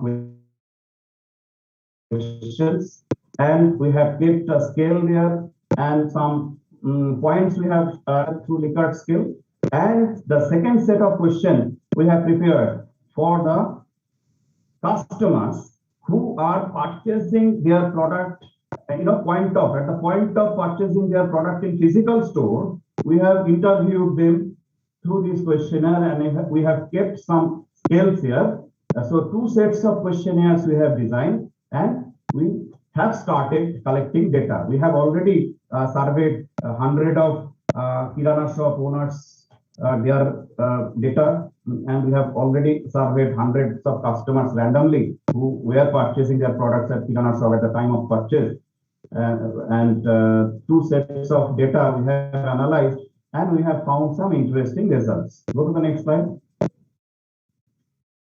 Some of the secondary data also we have analyzed, and we have seen that India has a okay. So basically now we have not given any data analysis in a table format or any statistical analysis. We have not given, just only exploratory view I can share with you. Some questions were asked to the kirana shop owners. Questions like that, whether has there been any decrease in average turnover from past 2 years due to lockdown? Such questions were asked to kirana shop owners. We have asked to them, has there been any decrease in average turnover from past 4 years or not? We wanted to see, 4 years and 2 years, that span. We wanted to see from them that whether their turnover been decreased or not. Because of the online business, what they are thinking, what are their perception, whether they have started home delivery system during lockdown or not. Such types of questions were asked for kirana shop owners, and points were there. In every question, we used a scale and some points were given. Go to the next slide. And for the customers, we have prepared the second set of questions where we have asked to the customers that whether they are purchasing through online, and whether they feel that prices are lesser in online comparing to the local kirana shops, and whether the quality are okay, whether they are satisfied with the quality of the online products, and how frequently they are purchasing through online, and what types of products they are purchasing. So such types of questions are asked to the customers. So two sets of questionnaires were prepared and data are collected, and the work is still going on. Next. So some of the interesting findings, what we have done, that most of the owners, the kirana shop owners, they have stated their turnover has considerably declined during lockdown. Naturally, during lockdown, their businesses were shut down, and of course their businesses were declined. Then 70% of the owners believe that the profit got decreased from last 4 years. So there is the contradiction of these 2 points. During lockdown, their turnover has considerable decline. It's okay. But what about from the last 4 years? Why they are feeling that why their profit has been declined, got decreased? So that is a point of very important point for our research. Second is that whether 95% of the owners, they told that businesses got immensely affected because of the online business. Now why they are feeling such like that? What data do they have? Do you think a kirana shop owner, they are having statistics of how Indian online business is going on? No, but their feeling is that their business is getting affected because of the online shopping. So whether how these data they are getting, how they are thinking, why they are thinking pattern in such a way. So these things also will come to the research work later on. Next is 95% of the customers. Now customers, what they have given their feedback that they are, yes, 95% of the customers, they have collected approximately 100 customers data, and 95% of them, they have said that yes, they are purchasing their products through online. And most of the electronics gadgets they are purchasing, like mobile phones, like other electronic gadgets, they are purchasing through online. They are purchasing different dresses, then television and consumer durable products they are purchasing through Amazon, and their purchasing pattern have been changed. Go to the next slide. And they are satisfied with the price and quality of the product. Most of them around 75%, 80% customers they have said that they are happy, they are satisfied with the price and quality of the online products. And very important point I already had discussed, that window shopping they have started. Window shopping, again I am telling, what is window shopping? They are going to the local shops, local kirana shops or shopping mall or other departmental stores, and they are choosing their products. They are clicking the products in their mobile phone. Now they are coming back to home. They are opening the online site, and as because the prices are lower in online, so they are ordering that same product, through online and purchasing it. It is very important concern they have started. Their behavior has been changed. So this is called window shopping and what they have started.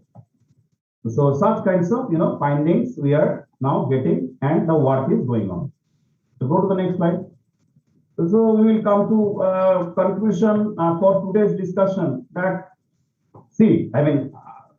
now it's a advent of the technology. E-commerce is going to survive. There, e-commerce will remain in the country. E-commerce will remain, as well as our kirana shops will also remain. Both have to survive. Now the question is, everything depends on the time. Will say that how the purchasing behavior of the customers will change, and it is not the proper time, that we cannot be conclusive that whether retail shops like kirana shops will be vanished after 20 years. We cannot say like that.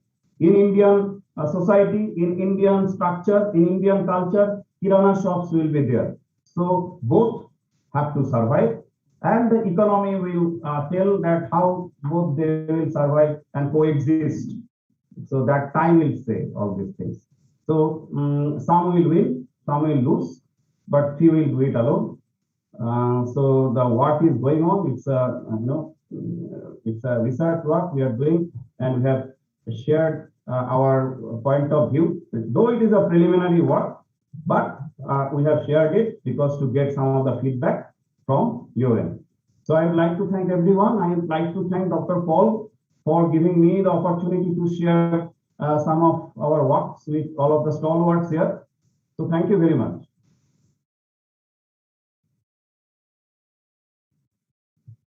Thank you, sir. Thank you so much. So what to ICARI team for further processing? It's a nice discussion. We learn a lot of things. Personal feelings, the nearby homes or any relatives, those who are not purchased yet in online, but during COVID they have started and habituated now. Do you want to share any personal known person to you? Very known person is there. She is my wife. Okay. Initially, she was purchasing her sari from local shops, local outlets. Now she has started purchasing her sari through online, because she is getting so much, options, so much choices in her mobile phone. And every night she will show me, see, that is a new sari, in the online. Should I order? So that tendency has developed to her from last 2 years. 2 years back, she went to different outlets in our locality, in our town. But now, during lockdown, she is used to having, the habit has become. So yes, we have so many people around us. They have changed their tendency. So yes. Any questions from the audience? You may raise your hand.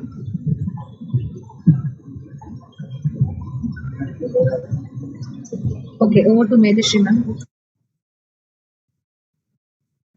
Thank you, Dr. Dhula Sarkar, for an outstanding presentation on the topic Impact of Online Shopping on a Small Business in the Age of COVID-19 in India, an exploratory study. I hereby request you to accept our token of love and honor in the form of free certificate. Thank you so much, sir.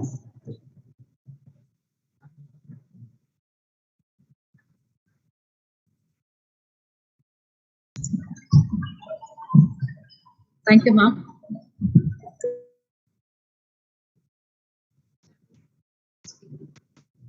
So next we have keynote speaker, Dr. Hamid Sarami. Dr. Hamid Sarami, President, Asar Higher Education Institute, Marshall.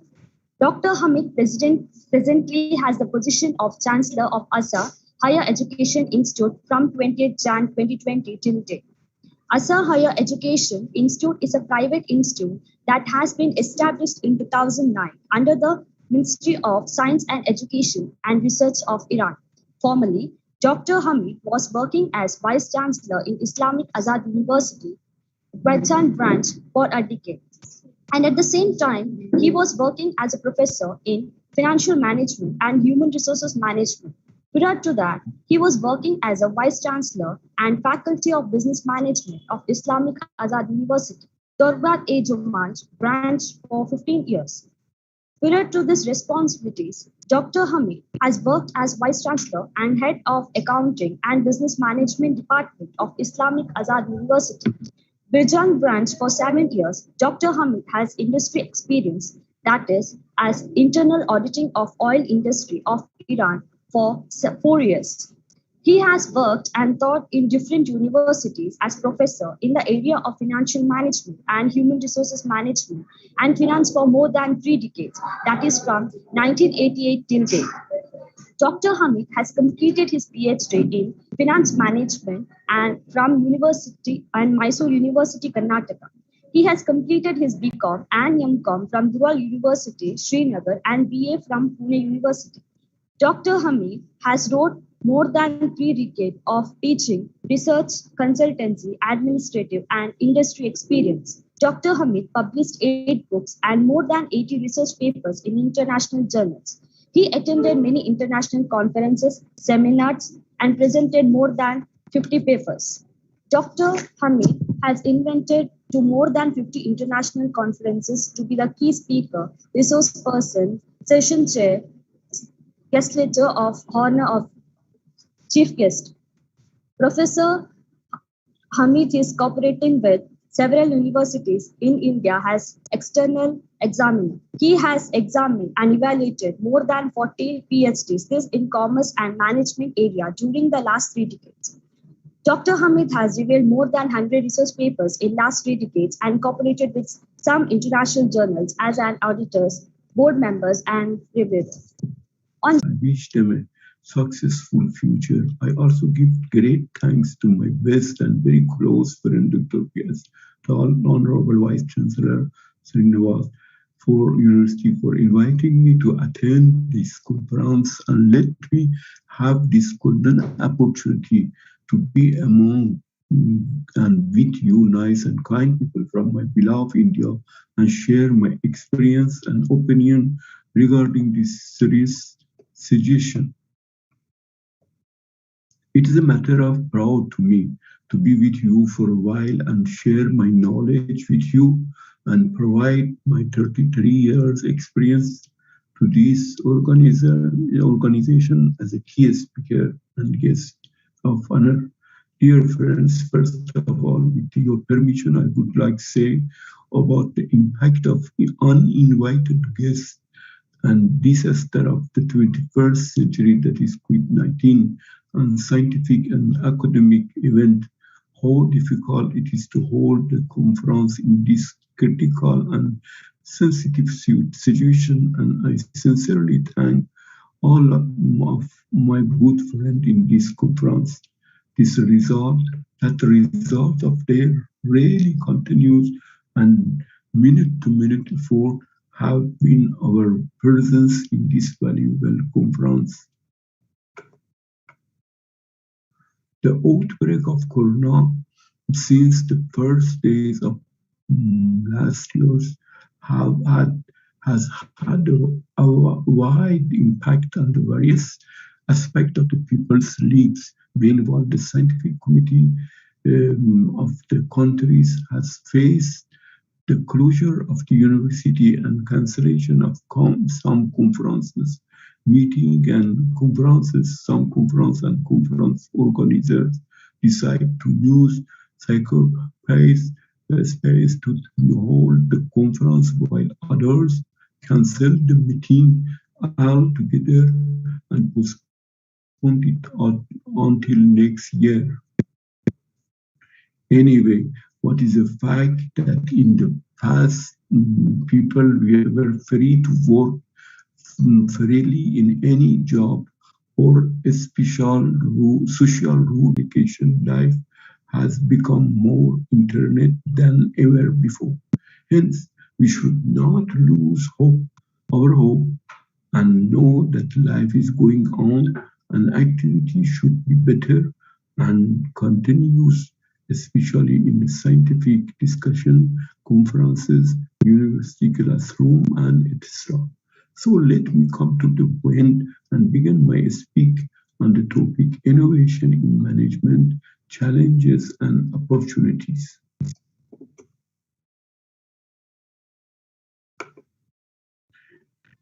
Creativity is the use of mental abilities to create new thought or concept, the process of creating new ideas and turning those ideas into action and useful application is called innovation.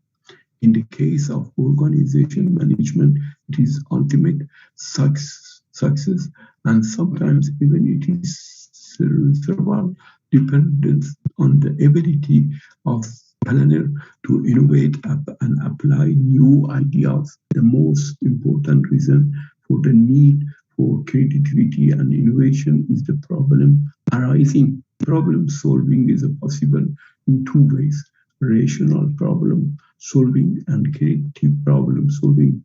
The emergence of the creative minds require of precise and correct definition of innovation management. It is a systematic approach to the prioritizing innovation in the organization and include the step of planning, organizing, managing, and controlling, and include all tools and methods to promote and exploit innovation in the organization. The objective on innovation management can be any of following. First, production of new product and service to enter new market, improving product and services to perform competitors, improving internal processes to strengthen the organization and reduce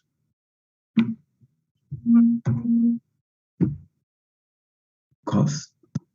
The development of new business method in order to generate revenue from the new goods. Also, the field of using various solutions should be created apart from the conventional solution. What is innovation in management? Why is it is so important? Are you an innovative manager? Have you discovered completely new ways to manage, lead, coordinate, or motivated your employees? Is your company innovative or pioneering in management practice? Have you adopted a management style that make other competitors jealous? Does it matter that it is so definitely matter. In addition to creating long-term benefit in the rules and process of management, innovation also greatly enhance the competitiveness. For the past 100 years, innovation in management has increased organizational productivity more than any other type of management. However, it is strange that there are only a few companies that have a specific process for the continuing management innovation. Most businesses use an iterative methodology to innovative product or employee R&D unit. In recent years, all companies have systematically worked to recreate business process to improve speed and productivity, but it is strange that the least attention has been paid to the most important type of innovation, that is management innovation. It can be broadly claimed that in today's turbulent world, no organization or company can succeed without innovation and relying solely on traditional and client method and approach, and therefore every manager is expected to be both innovative and nurturing innovative employee and cultivate creativity and innovative employees. This is especially true for young managers who are just starting out, because they are also occupied with the modern knowledge and science, and their mind are free from previous belief and intellectual framework, and so the expectations of this group of managers toward innovation are more. However, it is important to know that being an innovative manager and nurturing innovative people is not as easy as it sounds, and every manager can not handle it. Therefore, many organizations and companies need a position called innovation manager. Who is innovation manager? The duties and function of innovation manager are not as clear as those of other managers in the organization, such as sales or marketing manager, and dependent greatly on the nature and scope of the activity of the organization or company in which manager work. In addition, various titles and levels can be listed for the activities of the innovation manager in the company, including senior innovation manager, innovations portfolio manager, and head of the innovation department. Each of these managers have their own task and function, although the core of all their activity can be summed up in one thing, and that is encouraging and stimulating innovation. This means that the innovation manager is not expected to be an outstanding innovator, but must have the necessary skill to arrange for innovation and support innovators. In fact, successful and large innovation managers in today's world are increasingly seen to create an stringent and innovation-based organization culture and support the process that lead to innovation, helping employees to be able to innovate and increase their innovation skill. What are the skills needed by innovation managers? Needless to say, a manager who specializes in innovation and deals with innovative new ideas need a diverse set of the skill and abilities to meet the expectation that some with being an innovation driver, an innovator driver, such a manager must have extremely high communication skill and train all employees well and be familiar with different aspects of the company's business. He must be an excellent planner and fully acquainted with the demands and expectations of the company's stakeholders, including customer, shareholder, senior and middle manager, and company employee.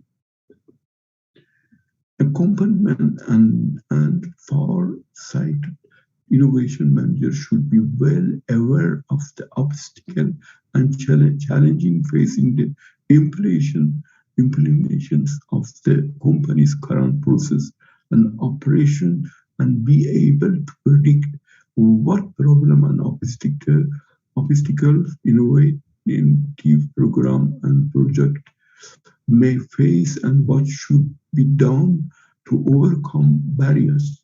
In addition, he should be familiar with the latest technologies related to his or her company's business, and know what opportunity this technology can bring to the company and its employees. What are the key skill set of the innovation manager? Innovation managers operate in quite a complex environment with plenty of different stakeholders, because innovation by definition is about creating something new. They also need to possess wide and variety of skill to be able to succeed at their job, as the list is quite long. I thought it would make sense to first look at what the essentials need to succeed at the job are, and then to dive deeper to understand what separates the best from the average innovation managers who is just pretty good at what they do. What makes innovation managers good? Large organizations always have plenty of process and conflicting initiatives in the place that can often make it difficult for innovation to succeed. Navigating these challenges and finding ways to get past them is typically the number one skill set innovation managers need. To succeed in this, they obviously have to be good communicators and good with people, but also need to understand the business extremely well, including the realities of how the practical day-to-day work and the related technology function.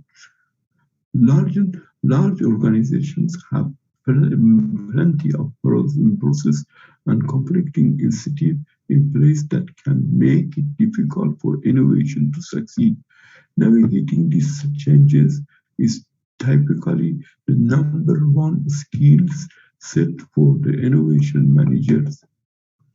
As mentioned, innovation is the introduction of something new, which basically means making change hopefully positive, and that applies both at the level of an individual innovation as well as larger innovation. Talk of service innovation. While we need to innovate throughout the organization processes, support processes, operation, and especially the management process at this point of time, and without organizing these processes, product innovation will not be useful and effective in practice. At the beginning of this discussion, we discussed the need to extend the concept of innovation management to the entire process of the organization, and what achievements we have been deprived of due to neglect of process innovation. And then in next step, we will discuss its role and importance in delivering innovation and management activity. When discussing the importance of innovation and its mechanism, it should be noted that it is only in a global competitive environment that this concept can be discussed. In the innovation process, the question is, are there any studies or experience for innovation? Is there any studies or experience for the innovation, it should be said that the experience of innovation or the culture of the innovation in the organization after several years of research and observation, similar reasons have been optioned for the failure of innovation. Here are 10 important factors for innovation failure. First, lack of culture to support innovation. Second, feeling of not owning and the organization in which they work, giving people the freedom and authority to make decisions, vitality, and having a good mood in people of an organization, open dialogue to create synergy and support resource idea. The above mentioned features or conditions are less considered in some industrial organizations. Hence, the senior manager of any organization should pay attention to the fact that 80% of the innovations are created by employees of the organization and 20% by the manager. The staff means employees are the main pillar for the innovation. The staff of the organization is responsible for a small innovation, and the manager of the organization are responsible for large innovation. Here, creativity is discussed, and its context must be provided in the organization in order for creativity to emerge as a base for the innovation, and innovation to be realized. In order to realize creative process in an organization, several basic factors are needed. That is, philosophy of creativity and innovation in management and industry, culture of creativity and innovation, organization creativity and innovation system. These are three factors go hand in hand to provide a platform for the innovation process to take place. But before we get into the type of innovation in the organization, we need to know how to try new idea. Internal innovation requires the support of leadership and manager to take hold across the organization. Second, employees are not motivated to innovate. Once employees are empowered, they must also feel motivation to innovate. Motivation activities like innovator, incentive programs, contents, or even unstructured time can help encourage people to spend time innovating. Organizations are missing an innovation strategy. Like any organization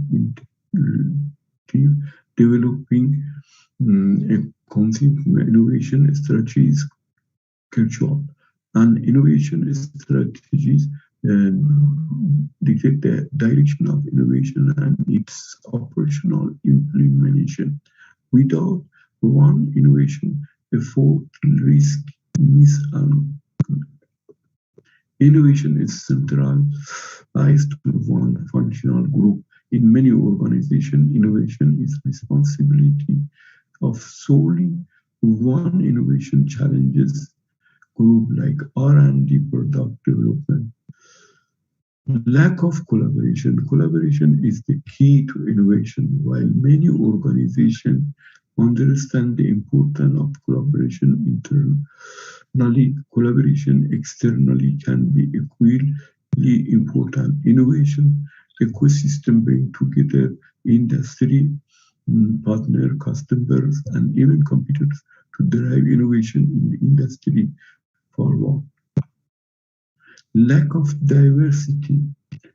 Hiring for innovation and subsequently building diverse team can provide the organization innovation initiative with a wealth of ideas generated from the different perspectives. Seven current product offering are successful. Many organizations risk compulsively once their current product offering have reached success. The fear of the pulling investment resource or customer attention from the exciting offering can be one of the biggest hindrances to the future innovation. However, constant innovation is the key to a sustained success long term. All organizations need a new idea to survive. Creativity and innovations are so intertwined that it is difficult to provide an independent definition of each. Creativity is the emergence of production of new thought, while innovation is the practical reality of the thought. The job of manager is the inherently problem solving.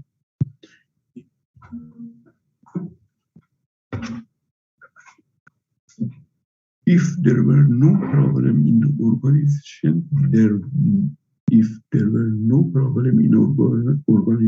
there would be no need for managers. The manager is the model of an organization. So when the manager is creative and innovative person and welcome the idea and innovation of others, we can be sure that the organization use the definition of innovation in the best way.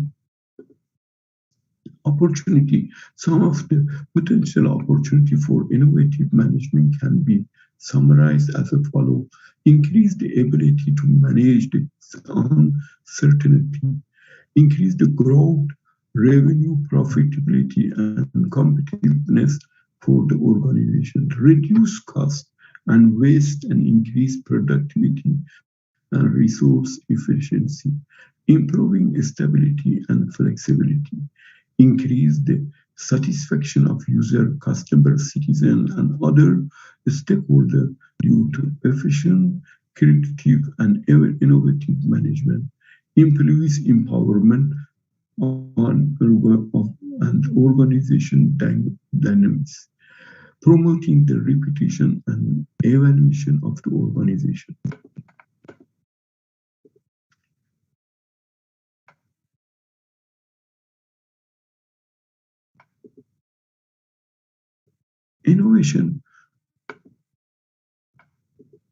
Innovation in management include various measures such as empowering employees in the departments under the control to benefit from the innovation and make difference. Of course, managers must also monitor these changes so as not to disrupt the work system. Encourage people to come up with the creative idea and they implement them. They create a learning organization, adopt the knowledge and skill of employees, updates the knowledge and power of innovation. They try to hire people who, in addition to the skill required by the organization, also have creativity and initiative. Creativity and innovation in organization have three basic elements that if there are creative features in each, it is possible to achieve creativity and innovation in all aspects.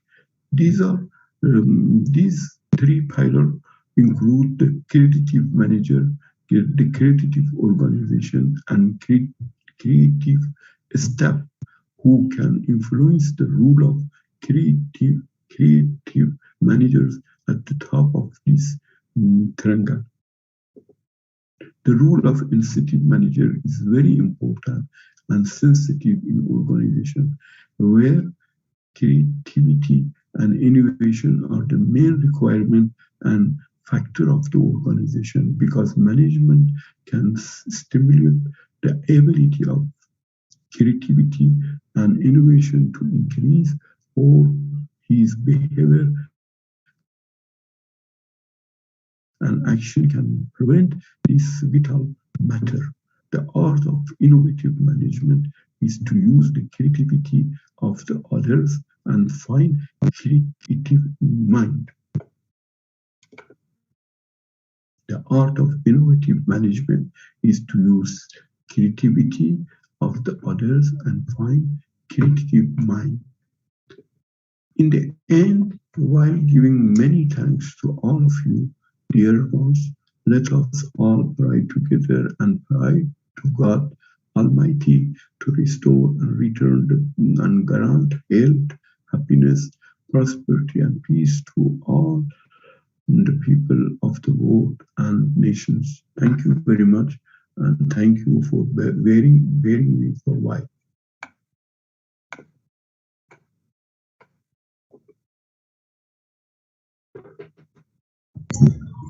Over to you, Megashri ma'am. Thank you, Dr. Hamid Sarami, for an interesting and informative presentation on the topic Innovation in Management, Challenges and Opportunities. Kindly accept our token of love and appreciation in the form of a certificate. Thank you very much. Thank you. Thank you, sir. Thank you to you all. Good day. Thank you, sir. Thank you so much. Thank you so much, sir, for our invitation and enlightenment. Thank you to all of you. Thank you. Thank you very much.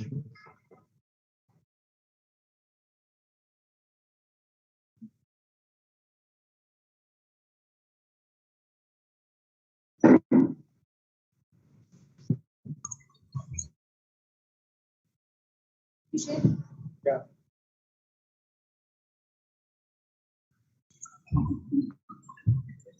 So sorry for the delay, but please accept this token of appreciation from Srinivas University. Thank you, sir. Thank you very much. Thank you to all of you, especially to my best friend, your Honorable Vice Chancellor, Dr. Icar. Thank you, sir.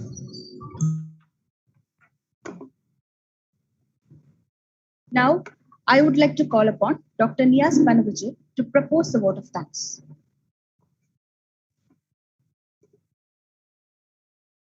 So good afternoon, everyone.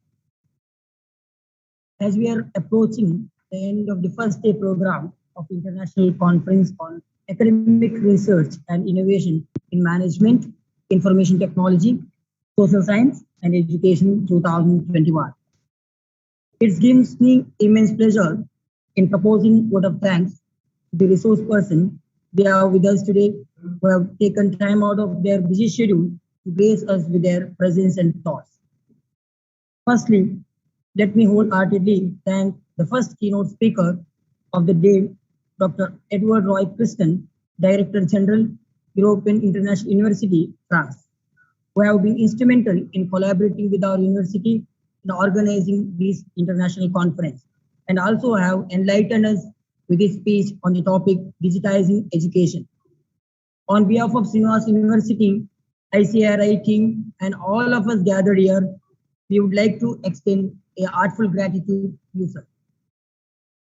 We also have with us today Dr. Dhula Sarkar, Registrar, Raigan University, who have shared valuable insight about online shopping on small business in the age of COVID-19 in India. On behalf of Srinivas University, conference organizing team, and all of us gathered here, we sincerely thank you, sir.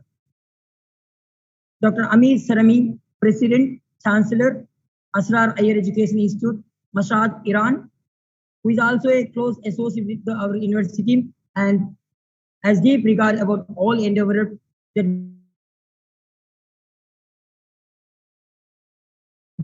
has been kind enough to accept to deliver the third keynote speech for the day. In spite of his busy schedule, he has helped us in understanding his valuable views about innovation in management, challenges and opportunity with this speech. Sir, on behalf of Srinivas University, ICARI team and all of us here, we sincerely thank you, sir. Last but not the least, I would also thank Dr. P.K. Paul for all his support and all the participants, scholars, organizing team members of ICARI 2021, management and patrons of Srinivas University, and all the faculty and non-teaching members of the institution and my dear student community for being here and supporting us in hosting an international conference. Thank you, one and all.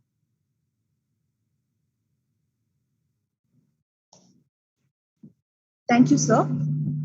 Dear participants, kindly consider the feedback form shared by our chat session. Here we come to the end of day 1. Now we will raise for the national anthem.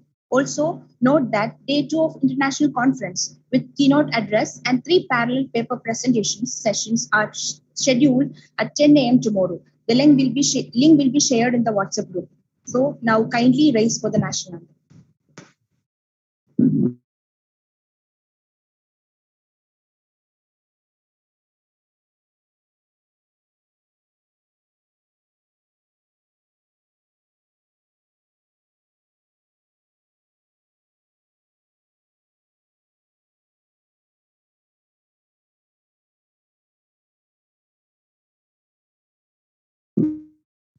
जनगण मन अधिनायक जय हे भारत भाग्य विधाता पंजाब सिंध गुजरात मराठा द्राविड उत्कल बंगा विंध्य हिमाचल यमुना गंगा उच्चल जलधि तरंगा तव शुभ नामे जागे तव शुभ आशीष मांगे गाहे तव जय गाथा जन गण मंगलदायक जय हे भारत भाग्य विधाता जय हे जय हे जय हे जय जय जय जय हे. Thank you, one and all.